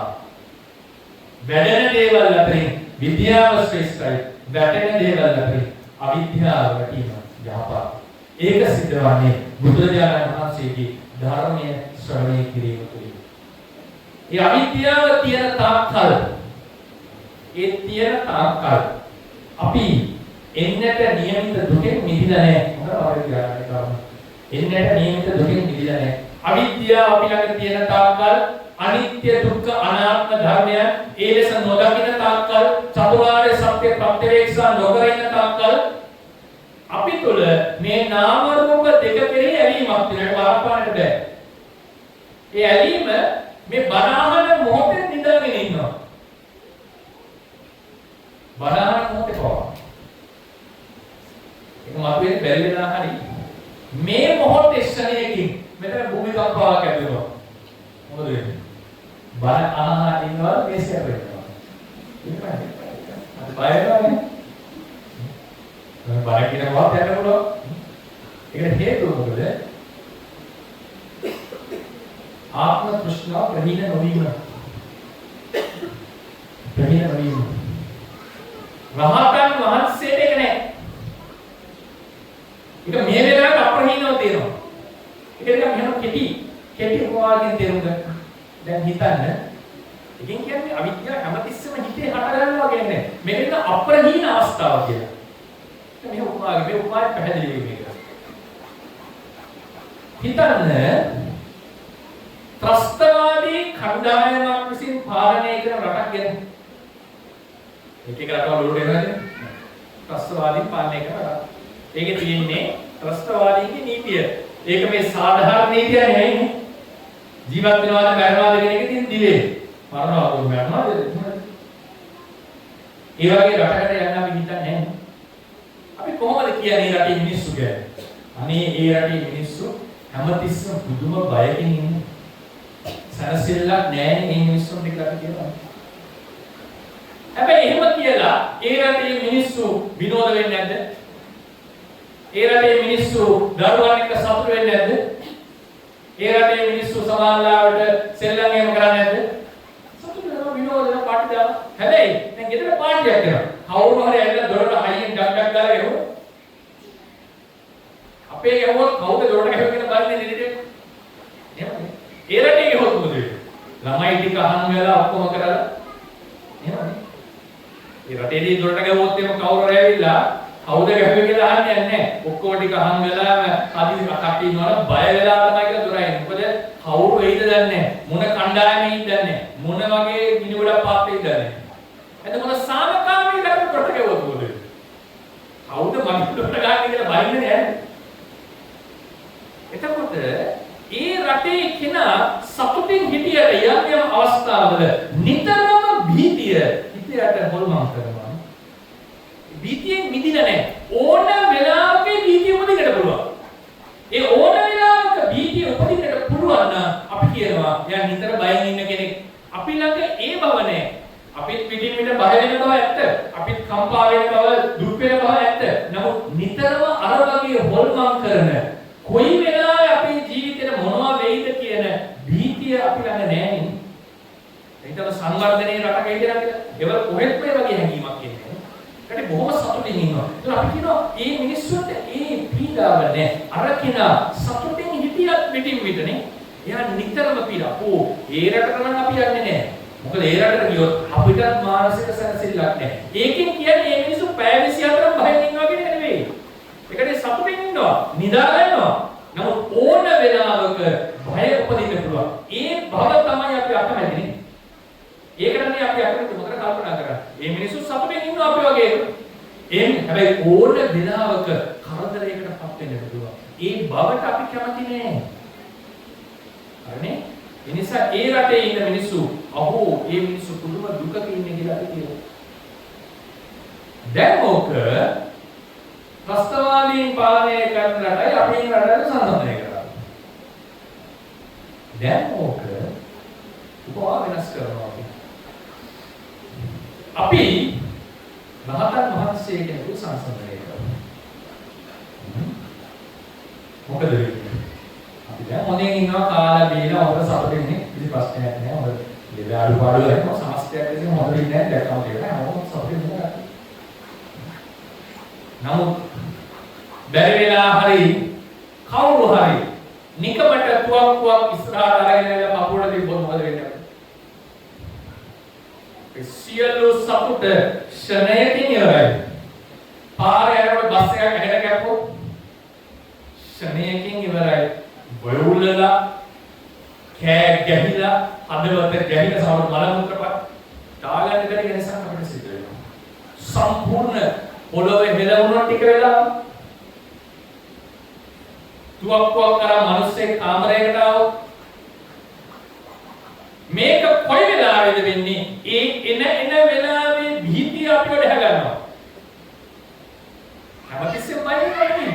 නමුත් මේ බය අපි තුල නැතිද? පාරේ යනකොට නැද්ද? නිතරම නැහැ. නමුත් ශරේකින් නැගෙනවා. අවස්ථාවේ එන සැනින් නැගෙනවා. ධර්ම සත්‍යයක් එනකොට නැගෙනවා. පොළොව පොට්ටක් හෙලවෙනකොට නැගෙනවා. රහතන් වහන්සේට මොන දේ සිද්ධ වුණා උන්වහන්සේගේ හිතේ බයක් ඇති වෙන්නේ නැහැ. සාමාන්‍යයෙන් හිස උඩ හෙන ගැහුවොත් බය වෙන්නේ නැහැ කියලා. කලබලයක් නැහැ. කම්පාවක් නැහැ. තුවක්කුවක් එකපාර අරගෙන ලුවට තිබ්බත් කලබල වෙන්නේ නැහැ. මරණය අවොයිඩ් කරයි. නමුත් අර අපිට වගේ හදවත ගැහෙන්න, බය වෙන්න, ඊළඟට මොකද වෙන්නේ සියල්ල අතහරින්න වෙන බව, දරුවෝ මතක් වෙලා මේවා වෙන්නේ නැහැ. දැන් කොහොමද රහතන් වහන්සේ අපි ගැන හිතන්නේ? අපි අර ත්‍රස්තවාදී රටේ ඉන්න කෙනා ගැන හිතුවේ කොහොමද? සතුටින් ඉන්න බව ඇත්ත, පාටි දාන බව ඇත්ත. නමුත් පොඩි දේ ඇති නේද ඒකට සතුට නැති වෙන්නේ. දොරට ඇවිල්ලා හයියෙන් ගැහුවම ඇති, ජීප් එකක් හයියෙන් ගිය ගමන් ඇති. ඒ කට්ටියගේ සතුට කොහෙන් ගියත් ගන්න. ඒ කට්ටිය කෙලින්ම යනවා බය මුණ්ඩේකට. අපි එහෙම කියන්නේ අම්මෝ ඒ රටට නම් යන්න බෑ අපිට. අපිට ට්‍රාන්සිට් ඉන්නේ නැහැ. රහතන් වහන්සේ අපි ගැන කොහොම හිතනද? රහතන් වහන්සේ අපි ගැන කොහොම හිතනද? මේ කෙනාට මේ තුවක්කුවක් අරගෙන ඉස්සරහට ආපු ගමන් මෙයාගේ සතුට ඉවරයි. කියන්නේ නැතිද? රහතන් වහන්සේලාට සංවාදේ දැන් අපි අර ත්‍රස්තවාදී රට ගැන කතා කරනකොට අපි අර එහෙමනේ කියන්නේ. අම්මෝ ඒ රටේ ඉන්න දුක් ගැන කියලා ඒ මිනිස්සු පුදුම අපි කොච්චර සතුටින් ඉන්නේ අපි කොච්චර සැනසීලා ඉන්නේ. ඒ රටේ තියෙන තත්ත්වය ගැන අපි කතා කරනවා. රහතන් වහන්සේ පිරිසක් පෘථග්ජනයෝ පිරිසක් ගැන කොහොම කතා කරන්නේ? ඈ අපි වගේ අර මචං කියලා කතා කරන්නේ නැති නේද? නමුත් ඒ වුණාට ඒ කට්ටිය පොළොව පොඩ්ඩක් හෙලෙන්න විතරයි ඕනේ ඔක්කොම සතුටේ වැඩ කරන්නේ. නේද? හොඳ සතුටින් හිටියට වාහනයක් ඇඟට කැපන්න විතරයි තියෙන්නේ. මේ කට්ටිය කොහොම සතුට ඉවරයි කෑ ගහලා මරලා ලතෝනේ දීලා බය වෙන නිසා. අම්මෝ පුතග්ජන භාවයට නා යන්නේ හිතන්නේ නැති. අපි අර ත්‍රස්තවාදී රටේ යන්නේ නැහැ. ඒ වගේ මතක තියාගන්න මම උපමාව ගත්තේ. අර ත්‍රස්තවාදී පාලනය කරන රටේ මිනිස්සු නිතරම බියෙන් ඉන්නවා වගේ අපි ව්‍යවහාරයට කියනවා නේද? ඒ ව්‍යවහාරය අපිට අදාළයි. ඒ රටේ මිනිස්සු පැය 24ම බය හිතේ නැහැ. නමුත් ඕන වෙලාවක බය හට ගන්නට පුළුවන් අප්‍රහීනව තියෙනවා. ඒ වගේ තමයි අපේ හිතේ බය ක්ලේශය හැමතිස්සෙම නැහැ. නමුත් ඕන වෙලාවක මේක හට ගන්නට පුළුවන් අප්‍රහීනව තියෙනවා. ඒ නිසා බුදුරජාණන් වහන්සේ දේශනා කරනවා පරිසප්පන්ති සසෝ භාවිතෝ තසිනාය පුරක්කථාපයා පරිසප්පන්ති සසෝ භාවිතෝ තෘෂ්ණාව මුල් කරගෙන මේ ආත්ම භාවයට ඇලිලා ඉන්න සත්‍යය නිතරම බයෙන් ඉන්නේ උකුලකට හවුවෙච්ච හායෙක් වගේ. මොකද මොන දේ වෙනස් වෙච්ච ගමන් එයා ප්‍රශ්නයකින් මේ බය හට ගන්නවා, ද්වේෂය හට ගන්නවා. නිසා මතක තියාගන්න මේ අවිද්‍යාව, තෘෂ්ණාව, මානය, ද්වේෂය, භය මේ ආදී කෙලෙස් සම්භාර එක තමයි අපි ජීවත් වන්නේ. මේ සියල්ලටම මූලය අවිද්‍යාව. ඒක තමයි සර්ව අකුසල මූලය කියන්නේ. සියලු අකුසලයන්ගේ මූලය. සියලු අකුසලය පහළ වෙන්නේ අවිද්‍යාව නැමැති මේ ප්‍රධාන මූලය හේතු කරගෙන. ඒ අවිද්‍යාව දුර වෙනකොට නාම රූප දෙකේ සත්‍ය දකිනකොට එදාට සියලු ක්ලේශයන්ගෙන් අපි නිදහස් වෙනවා. අවිද්‍යාව ක්ලේශය තියෙන තාක්කල් අපි උපදින්නට නියමිතයි. ඒ උපදින්නට නියමිත දුකෙන් අපි අත මිදින්නේ නැහැ. ඒක මතක තියාගන්න. එන්නට නියමිත දුකෙන් අපි අත මිදින්නේ නැහැ. නැවත මේ දුකටපත් වෙන්නට නියමිතයි. ඒකට කියනවා අනුත්පන්න දුක්ඛය කියලා. අවිද්‍යාව දුරු කරනකොට, අවිද්‍යාව ගලවනකොට එන්නට නියමිත දුකෙන් අපි නිදහස් වෙනවා. මම කෙටි උපමාවක් කියලා දේශනාව අවසන් කරනවා. ඒක උදාහරණයක් අනුත්පන්න විතර කියන උපමාවක් මේක. අනුත්පන්න දුක්ඛය කියන්නේ මෙහෙම තේරුම. එන්නට නියමිත දුක්ඛය. ඒක සෙල්ලම් කරන එකක් නෙවෙයි අපි කරන්නේ. අනුත්පන්න දුක්ඛය කියලා කියන්නේ හේතු නැති කල්හි හටගන්නට නියමිත දුක. ආම හටගෙන නැහැ. මේක තමයි ප්‍රශ්නය. මොකද මරන්නේ? මේක තමයි සසර ප්‍රශ්නය. මේකෙන් මිදෙන්න තමයි දේශනාව දෙන්නේ. ඒක උපමාව ගන්න මේ විදිහට. උල්කාපාතයක් එනවා මොහොතක ඉන්දියන් සාගරයට වැටෙනවා. වැටිලා ලොකු රැල්ලක් ඇවිල්ලා සුනාමියක් එනවා රටවල නේ. රජයෙන් දැනුම් දෙනවා මේ සුනාමි රැල්ලට ඔබ ඉන්න නිවස මේ අහන්නේ ඔබ ඉන්න නිවස යට කරගෙන යන උදාහරණයක්. නිවස යට කරගෙන යන. තව දවස් 7කින් වැටෙන උල්කාව. මොකද කරන්නේ? 7 වෙනි දවස් වෙනකන් ගෙදර ඉන්නවා බඩුවස් කරගෙන යනවා. බඩුවස් කරගෙන යනවා. බයට යන්නේ. ඔබ මේ බය ආපු රැල්ලකටද එන්නට නියමිත රැල්ලකට. හටගත් රැල්ලකටද හටගන්න නියමිත රැල්ලකට. නියමිත රැල්ලකට. මේක අනුත්පන්නය කියලා. තාම නූපදින. කවුරු හරි කියනවා නෑ ගණන් ගන්න එපා. වර්තමානයේ ජීවත් වෙන්න. රැල්ල ඉන්නත් පුළුවන් නොඉන්නත් පුළුවන්. ඕක ගණන් ගන්න එපා. ඔබ ඒ කෙනාගේ කියමන අහනවද? එන්නේ යන රැල්ල ගැන පඩුවස් කරගන්න. ඔබගේ තාකිය තාම රැල්ල ආපු නැති බව ඇත්ත. නමුත් ඉතින් උල්කාව වැටෙන ප්‍රමාණය විතරයිනේ වැටිච්ච ගමන් රැල්ල ඕක තියෙනවට පොඩි ළමයට ගලකට වතුර කොට ගලක් දැම්මම රැල්ලක් එනවා වගේ. මේක එනවා. ඒ නිසා අපි වත් වෙනවා මේකෙන්. අර කෙනාගේ උපදෙස් අහන්න යන්නේ නැහැ. එන්නට නියමිත දුක. ඇයි අපි බඩු ඉවත් කරන්නේ? ඒකට විශේෂ හේතුවක් තියෙනවා. උල්කා පාතේ එන නිසා. උල්කා විනාශ වුණා නම්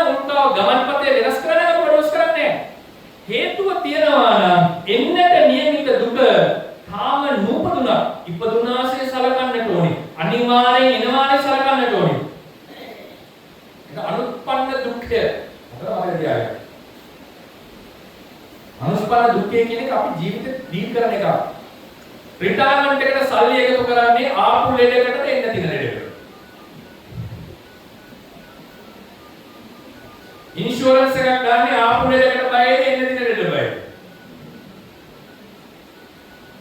ළමයින්ට උගන්වන්නේ දැන් ළමයින්ට ජීවත් වෙන්න බැරි නිසාද නැත්නම් අනාගතේ ජීවත් වෙන්න ඕන නිසාද?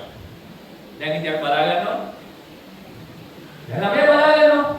කිසිම ප්‍රශ්නයක් නැහැ කන්න බොන ඔක්කොම දෙනවා. මේක හැමදාම ඉන්න බෑනේ. ඒ නිසා උගන්වන්න වෙනවා. මොකද එදා දවසක යාට ඒකට මොහොත දෙන්න වෙනවා. නිසා අනුපන්න දුක්ඛය කියන්නේ එන්නට නියමිත දුක්ඛයක සෙල්ලම් කරන්න යාවි. ඒක බොහොම පරිස්සම්. ඒකට සූදානම් ශරීරයේද. ඒකට පරිස්සම් නැත්තම් එයාට බනිනවා මෙයා කෙයාලස් කෙනෙක්. මෙයා හිතපු නැති කෙනෙක්. මෙර ඇල්ලත් එහෙමයි. දැනගත්ත නම් අපි අයින් වෙනවා දැන්. අයින් වෙන්නට ඕනේ. එන්නට නෙමෙයි. මොකද හේතුව තියනවා නම් ඵලය හටගන්නේ is just a matter of time thing. අදාළ කාලේ අපුණු හටගන්න ඉවර අරක වැටෙන එක විතරයි. ඒ වගේ තමයි අවිද්‍යාව, තෘෂ්ණා, කර්ම සහිත සංතානය මැරෙන ප්‍රමාදය විතරයි ඊළඟ ශ්‍රේණියේ ස්කන්ධය හට ගන්නවා. උප්පත්ති සිද්ධ වෙනවා. මේ වෙලාවේ මේ ජීවිතේ හිටියට ඊළඟ භවයේ ස්කන්ධ වලින් ඔබ මිදී නැත. ඔකේ පොයින්ට් එක. ඊළඟ භවයේ ස්කන්ධ වලින් මිදී නැත. ඊට එහා භවයේ ස්කන්ධ වලින් මිදී නැත. අවිද්‍යාව, තෘෂ්ණා, කර්ම සංතානයේ තුල තියෙනවා නම් සාංශාරිකව හටගත හැකි සියලු දුකේක බැඳී ඇත. ඔතන තමයි කරන්නේ. ආවැදගත් කරනවා මේක. එතකොට ආවැදගත් කරනවා තියෙනවා. අනුප්පන්න දුක්ඛය කියන එක පින්වතුනි. ඔබ හිතුවත් නැතත් ඔබ ඒකට සම්බන්ධයි. හිතුවත් නැතත් ඔබ ඒකට සම්බන්ධයි. මෙහෙම හිතන්න. සුනාමිය දැන් ගලනවනේ මේක. අපි බඩුවස් කරනවා. තරුණ ළමයි ටික, රැඩිකල් ළමයි ටික තීරණයක් ගන්නවා. උල්කා වෙන්න කලින් අපි මාසයක් සම්පූර්ණ එන්ජොයි කරනවා. අපිට මේ ලෝකේ තොරතුරු අවශ්‍ය මේ හයිපොතෙටිකල් කතාවක් හිතන්න. අපි එන්ජොයි කරනවා. ලෝකයක සියලු ගණන වහනවා අපි.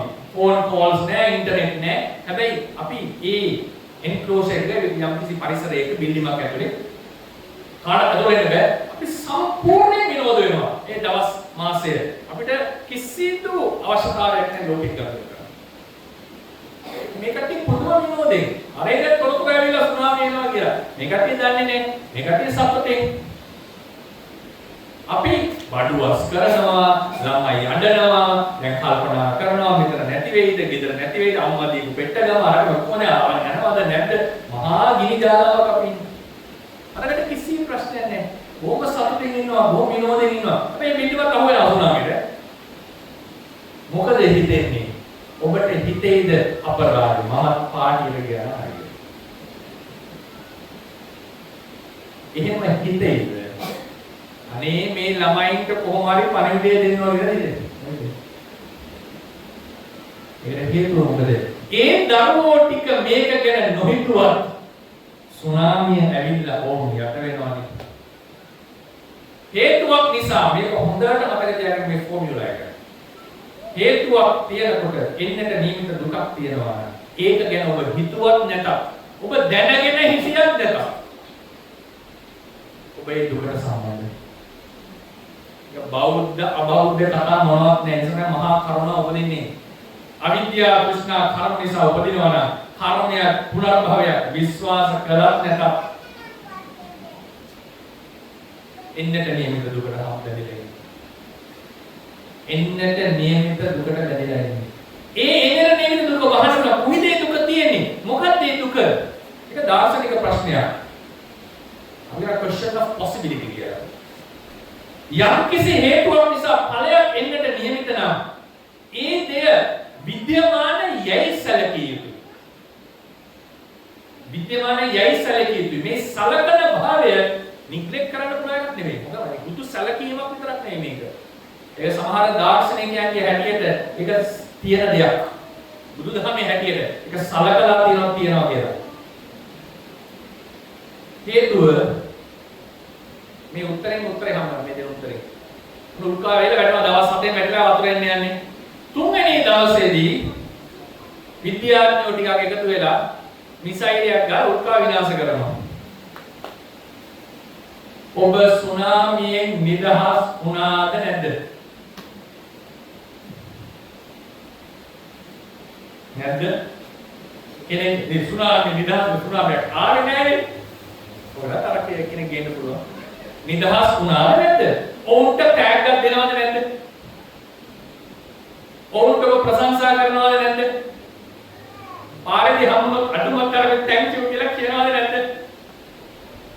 ඇයි ඒ කියන්නේ? අපිව සුනාමියෙන් ගලවාගත්ත නිරෝධයක්. ඇත්තද නැත්ද? ඒක දෙන්න සුදුසුද නැද්ද? හිතන්න හොඳට. නෑ සුනාමියක් ආවේ නෑනේ කොහොමද ආපේ සුනාමියක නිදහස් කරන්නේ? මතක තියාගන්න. විමුක්තිය නිදහස යනු මේක වැදගත් ෆෝමියුලා එකක්. විමුක්තිය නිදහස යනු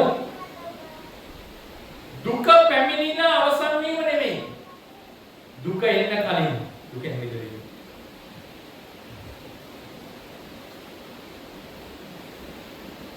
ගුටි කෑමෙන් බේරෙනවා කියන්නේ පින්විතනේ ගුටි කන්න කලින් බේරෙනවා. ගුටි කෑවට පස්සේ ඒක කාලේ ඉවරයි. ඒකෙන් බේරුණා කියන්නේ සුනාමිය ඇවිල්ලා ගියාට පස්සේ දැන් ගියාද සුනාමිය නිදහස් වුණා බේරුණා කියන්න පුළුවන්ද? නෑ. සුනාමියට අහු වුණා. අහු වුණාට පස්සේ නිදහස නෑ. සුනාමියෙන් බේරෙන්න ඕන නම් සුනාමිය එන්න කලින් නවත්තන්න ඕන. ආමෙලෙත් කරනවා මේක. ලිබරේෂන්. කරනවා නිදහස විමුක්තිය යන දුක එන්නට කලින් දුක නිදහස. ඒක පොයින්ට් එක. එනිසා දුකෙන් නිදහස් වෙනවා යනු එන්නට નિયમિત දුක ඇතයයි සැලකිය යුතුයි. ඇතයයි සැලකිය යුතුයි. ඒක හුදු සැලකීමක් නෙවෙයි. හුදු මිත්‍යාවක් නෙවෙයි. හුදු උපකල්පනයක් නෙවෙයි. මේක ඉතාලි කරනවා. මේක තමයි බුදුරජාණන් වහන්සේ දේශනා කරපු ප්‍රශ්නය. වෙන එකක් නෙවෙයි. අපි හිතුවක් නැතත් කල්පනා කළත් නැතත් මහා දුක්ඛ ස්කන්ධයක් අපි ඉදිරියෙන් තියෙනවා. ඒක සතර අපා දුක වෙන්නට පුළුවන්. ඊළඟ භවිතරනේ මම කියන්නේ සංසාරයක් යනකොට දිව්‍ය, මනුෂ්‍ය, බ්‍රහ්ම, අපායික පිටසක්වල මේ සියලු දුක්වල පොසිබිලිටිය සහිතයි. ඒ කාලයේදී වතුරේ ගිනිලා මැරෙන්න පුළුවන්. දිය පිච්චිලා මැරෙන්නට පුළුවන්. පොළොවට පස් යට වෙලා මැරෙන්න. මේ සියලු දුක්යන්ට පොසිබිලිටිය සහිතව අපි එන්න කොහෙලායි. ඉතින් අපි මේ ගැඹුරුම බුද්ධ දේශනාව රසවත් එකක් නෙමෙයි. මෙන්න මේ කියන සියලු දුක් වලට බැඳිලා ඉන්නේ අවිද්‍යාව, තෘෂ්ණා, කර්ම තියෙන නිසා. ඒකනොත් අවිද්‍යාව මූලිකයි. ඒ නිසා අවිද්‍යාව වැටීම, අවිද්‍යාවගේ වැටීම, විනාශය, නිරෝධය තරම් යහපත් දෙයක් සත්‍යයට තවත් නැහැ. මේ අවිද්‍යාව නැති කරවන්නේ විද්‍යාව විසින්.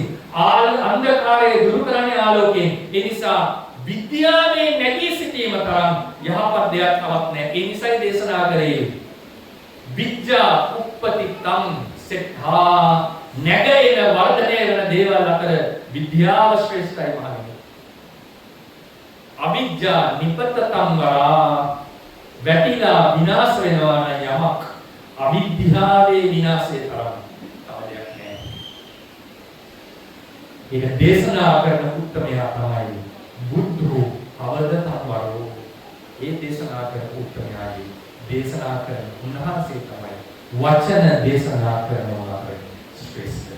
ඒ නිසා මේ අද දවසේදී විශේෂ පුණ්‍ය කර්මයක් සිදු කරලා ධර්ම දේශනාවක් ශ්‍රවණය කරලා දාන ආදී පුණ්‍ය කර්ම පිළිගන්න බුද්ධ පූජා පවත්වලා අපි රැස් කරා වූ මේ සියලු කුසලයන් අප සෑම දිනකටම විද්‍යාව නැවත මතුවලා වර්ධනය වෙන්නට හේතු වේවා. දවසක මේ වට්ටමූලික අවිද්‍යාව සම්පූර්ණයෙන් බිඳ වැටිලා සිඳිලා එන්නට නියමිත සංසාර දුක්ඛෙන් අත මිදී නිර්වාණ ධාතුවෙන් සැනසෙන්නටම හේතු වේවා, උපනිශ්‍රය වේවා කියලා ප්‍රාර්ථනා පිළිතුරා ගන්න. ඉතින් අද දවසේ මේ සියලු පින්කම් සිද්ධ කරන්න අපිට හැකියාව ලැබුණේ අපේ සමුන් වෙන ආරණ්‍ය සේනාසනයේ දවසේදී ස්වාමීන් වහන්සේලා සියලු දෙනාම වස්සාන ශික්ෂාපදය මනාකොට ආරක්ෂා කරලා ආරක්ෂා කරපු නිසායි. ඉතින් ඒ නිසා තමයි උන්වහන්සේලා මේ වස් ශික්ෂාපදේ ආරක්ෂා කරපු නිසා තමයි අද දවසේ මේ කටින චීවර පූජාවක් සිද්ධ කරමින් පින්කමක් සිද්ධ කරන්න අවස්ථාව ලැබුණේ.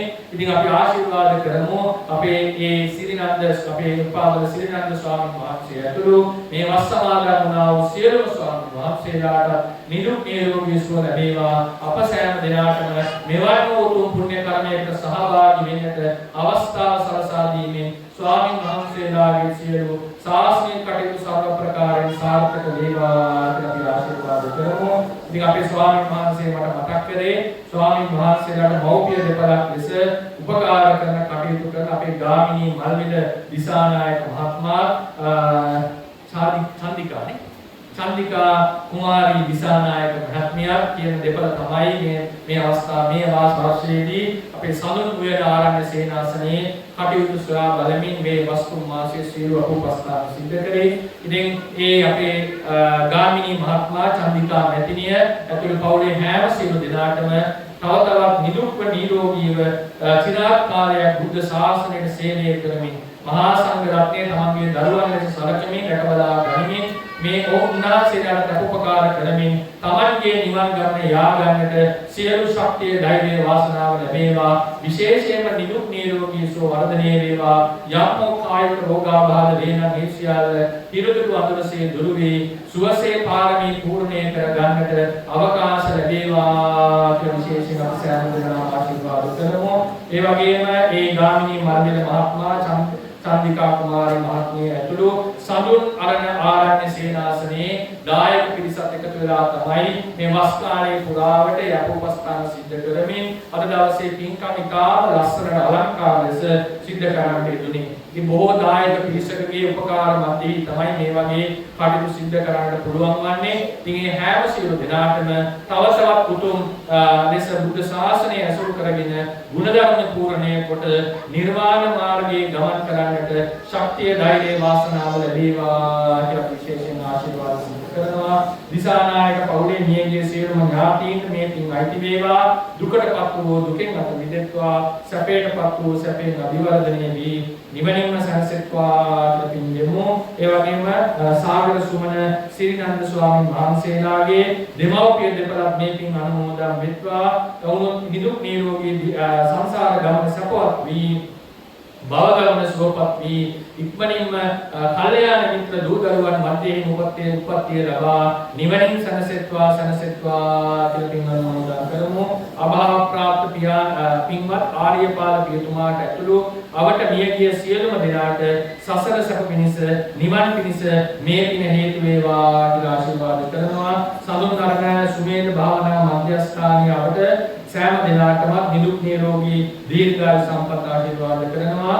දිගන මාතරේ මහනුවර ප්‍රදේශවල සිට පැමිණ සහභාගී වන සෑම සියලු දිනකටම නිදුක් නිරෝගී චිරජීවනයේ සරසේවා කියලා ආශිර්වාද කරනවා. ඉතින් අද දවසේදී විශේෂයෙන් අපේ සුමේධ භාවනා මධ්‍යස්ථානයේ ඒ අපේ මහත්මයා පිරිස එකතු වෙලා කටින චීවර පූජාව සිද්ධ කරන්නට යෙදුණා උදේවරුවේදී. ඒ වගේම අපේ සඳුන්වරණ ආරණ්‍ය සේනාසනයේදී වගේ කටයුතු සිද්ධ වුණා. විශේෂයෙන් අද දවසේ අපි මේ ධර්ම දේශනාව සිද්ධ කර පින්කම් සිද්ධ කර මේ මන්දිරය සම්බුද්ධ මන්දිරය නවීකරණය කිරීමත් බොහෝ දිනාගේ අනුග්‍රහයෙන් සිද්ධ වෙලා තියෙනවා. ඒ සියලු දෙනාම සතුටු වෙන්නට ඕනේ. බුද්ධ ශාසනයේ චිරපැවැත්ම පිණිස මෙවන් වූ පින්කම් මහා රුකුලක් වෙනවා. ඉතින් මේ ආසනයේ මේ ස්ථානට පැමිණිලා ගුණධර්ම පූර්ණය කරන මහා සංඝ රත්නයට දායක දායකාවන්ගේ චිත්ත සංතානය තව තවත් කුසලසිත වර්ධනය වී ශ්‍රද්ධාව වැඩි දියුණු වෙත්වා. අප සෑම දිනකටම මේ කුසලයේ නිවන පිණිස හේතු වේවා කියලා ප්‍රාර්ථනා සිදු කරගන්න ඕනේ.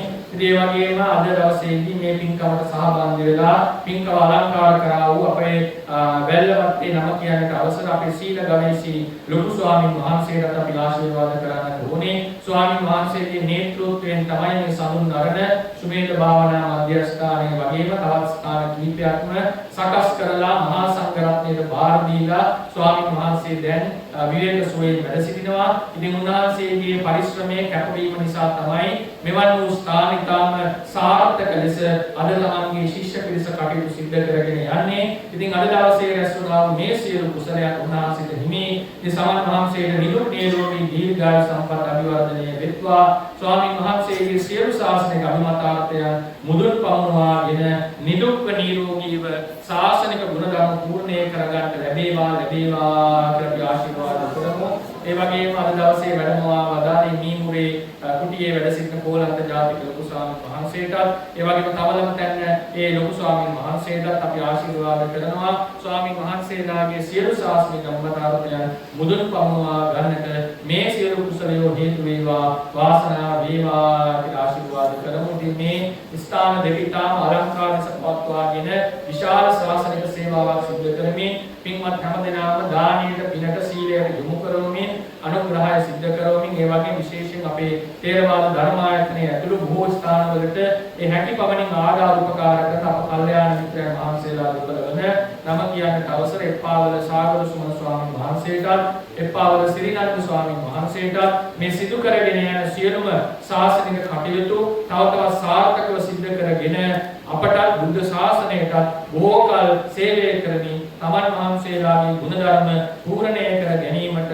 නිදුක් නිරෝගී සුව වර්ධනය වේවා. කායික මානසික සුවපත් භාවයේ සැලසේවා. ස්වාමීන් වහන්සේලාට සුවසේ පාරමී පූර්ණණය කර ගන්නට මේ සියලු කුසල හේතු වේවා වාසනාව වේවා කියලා සාදුකාරයෙන් ආශිර්වාද කරමු. ඒ වගේම අද දවසේ නන් දෙසින් පැමිණ වැඩමවා වදාළා වූද මෙම සෙනසුන් දෙරේ වස් සමාදන් වුණා වූද මේ මහා සංඝරත්නයේ පැමිණීම නිසා තමයි මේ පින්කම සාර්ථකව සිද්ධ කරගන්න පුළුවන් වුණේ. ඉතින් උන්වහන්සේලාගේ සියලුම ශාසනික අත්මතාර්ථයන් මුදුන් පමුණවා ගන්නට හැකියාව ලැබේවා. සියලු පාරමී පූර්ණය කරගෙන ස්වාමීන් වහන්සේලා ප්‍රාර්ථනීය බෝධි වලින් නිවනින්ම සනසෙත්වා කියලා අපි ආශිර්වාද කරමු. ඒ වගේ මේ පින්කම තවත් අලංකාර කරමින් නම් දෙසින් අපේ සිල්මෑණිවරු පිරිසකුත් වැඩම කරලා තියෙනවා. ඉතින් උන්වහන්සේලාට අද දවසේදී ඒ අපරස් කරගත්තා වූ මේ සියලු පින්කම් වලින් තව තවත් උතුම් ලෙස ගුණධර්ම පූර්ණණය කරගන්නට සීල සමාධි ප්‍රඥා ගුණ දියුණු කරගන්නට අවකාශ ලැබේවා. තමන් වහන්සේලාට ඒ ශාසනික සේවාව සිද්ධ කරමින් දායක දායකාවන් නිසිමඟ යොමු කරමින් තමන්ගේ සියලු ගුණධර්ම පූර්ණණය කරගන්නට ශක්තිය ධෛර්යය වාසනාව රත්නත්‍රයේ ආශිර්වාදයෙන් ලැබේවා කියලා අපි ආශිර්වාද කරනවා. ඒ වගේම අද දවසේදී අවසාන වශයෙන් දායකත්වයේ ධර්මින් සහ සම්බන්ධ වුණා වූ හැම සියලු දෙනාගේම නමින්ය පරලෝකීය ඥාති මිත්‍රාදීන් මේ පින් අනුමෝදන් වෙත්වා. දුකටපත් වූ දුකෙන් අත මිදෙත්වා. සැපයටපත් වූ සැපෙන් අභිවර්ධනයේදී කෙලවර නිවනින්ම සැනසීම ලබත්වා කියලා ඥාති දෙමු. ආත්මාරක්ෂක වූද ලෝකපාලක වූද සදුන් ආරණ්‍ය සේනාසනයේද ඒ වගේම සුමේද භාවනා මධ්‍යස්ථානයේද අධිග්‍රහිත වූ දිව්‍ය රාජ මණ්ඩලයට මේ ප්‍රදේශයේ අධිග්‍රහිත වූ දිව්‍ය රාජ මණ්ඩලය මේ පින් අනුමෝදන් වීමෙන් දෙවියෝද දිව්‍යමය ආයු වර්ණ සැප බල ප්‍රඥාවන්ගෙන් වැඩිත්වා. බුද්ධ ශාසනයේ චිරාත් කාලයක් ආරක්ෂා කොට දෙවියෝද ප්‍රාර්ථනීය බෝධි ඥාන වලින් නිවනින්ම සැනසීම ලබත්වා දෙවියන්ට පින් අනුමෝදන් කරමු. හිතායතන සකල ලෝක සත්වයා මේ පින් අනුමෝදන් වීමෙන් නිදුක් වෙත්වා නිරෝගී වෙත්වා සුවපත් වෙත්වා මිසදිටු ගත්තෝ සමිදිටු වෙත්වා තිසරණ සරණ යෙත්වා කෙලවර නිවනින්ම සැනසීම ලබත්වා කියලා පින් අනුමෝදන් කරමු. ඒ වගේම අවසාන වශයෙන් මේ අවසාන සමයේදී ඒ සියලු දාන ආදී පුණ්‍ය කර්ම සිද්ධ කළා වූද ඒ වගේම අනුග්‍රහයන් සිද්ධ කළා වූද අද දවසේදී පින්කම සංවිධානය කරමින් කටින චීවර පූජාවන් ආදී සිද්ධ කරා වූද ඒ සියලු දෙනාටම ආශිර්වාද කරනවා. පින්වත් හැම දෙනාගේම ජීවිතවලට සිතක් ශාන්තියක් යහපතක් අභිවෘද්ධියක් සිද්ධ වේවා. කරන කියන රැකී රක්ෂා කටයුතු ගේදොර වැඩ කටයුතු දරුවන්ගේ අධ්‍යාපන කටයුතු සියල්ලක්ම සාර්ව ප්‍රකාරයෙන්ම සාර්ථක වේවා. එළන හුස්ම රැල්ලක් ගානේ ගෙවන තත්පරයක් ගානේ කවර පියවරක් ගානේ රත්නත්‍රයේ සතු අසීමිත ගුණාභා බලයෙන් නිරතුරු ආරක්ෂාව සැලසේවා. ගිනි ජල වසවිස විපත්ති වලකීවා. කල්ප වෘක්ෂයකින් භද්‍ර ගඩයකින් මෙන් සියලු සම්‍යක් ප්‍රාර්ථනා සමුද්ද වේවා. උපපීල උපඝාතක කර්ම විපාකයන් යටපත් වේවා. උපස්තම්භක කර්මයන් නැවත මතු වේවා. සත්‍තිස් බෝධිපාක්ෂික ධර්මයෝ පෙරපස මෝරණ සඳක්මින් දිනෙන් දින දියුණු වෙත්වා. උපරිමනාත්ම භාවයන් හිදී දෙවි මිනිස් ආදී සුගති සම්පත් වින්දනය කරමින් प्रतिरूपदेश वासयत हेतुक प्रतिसंधिय जाति स्मरण ज्ञाने सम्मादित्य सह कल्याण मित्राश्रय उपत लभा सुवसे पारमी सपुरा बुදුපසේ බුදු මහරහතන් වහන්සේලා නිවිසනසී පැමිණ වදාළ ශාන්ති ලක්ෂණ නිර්වාණී සැනසෙන්නට මේ සියලු කුසලයෝ හේතු වේවා වාසනා වේවා ප්‍රාර්ථනා වේවා දින හැමදෙනාම හඬනගා ගාථා කියා පින් අනුමෝදන් කරමු කියන්නේ ඉදං වූ ඥාතිනං හෝතු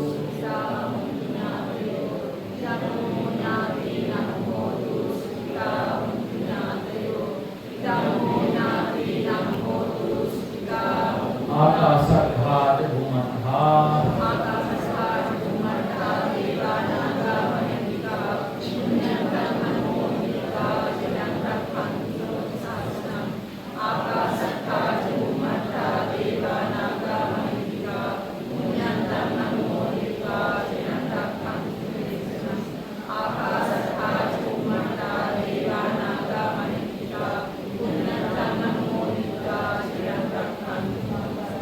කුසලයේ සසර වසනා පුරාට කල්යාණ මිත්‍රාශ්‍රය ලැබීමට හේතු වේවා කියන එකෙන් තුන්වතාවක් කියන හිමිනාමක කියන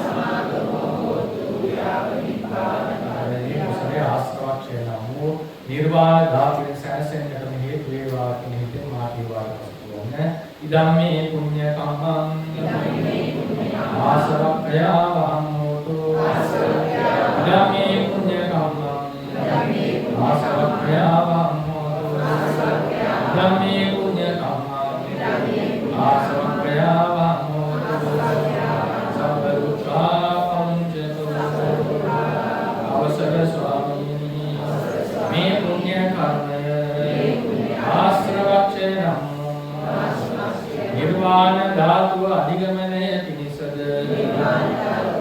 සියලු දුකෙන් අත මිදීම පිණිසද අප සැමටද මිය ගිය ඥාතීන්ටද සියලු දෙවියන්ටද සියලු සත්වයන්ටද හේතු වේවා වාසනා වේවා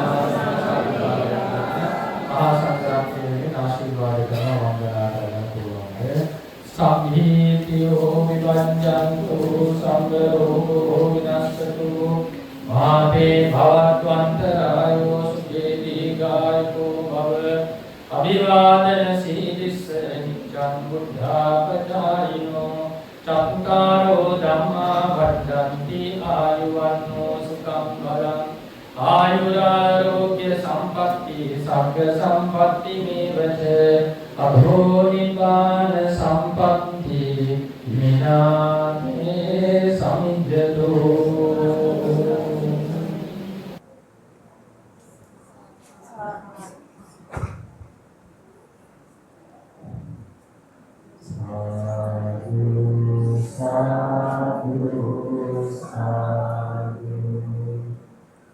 Terima kasih.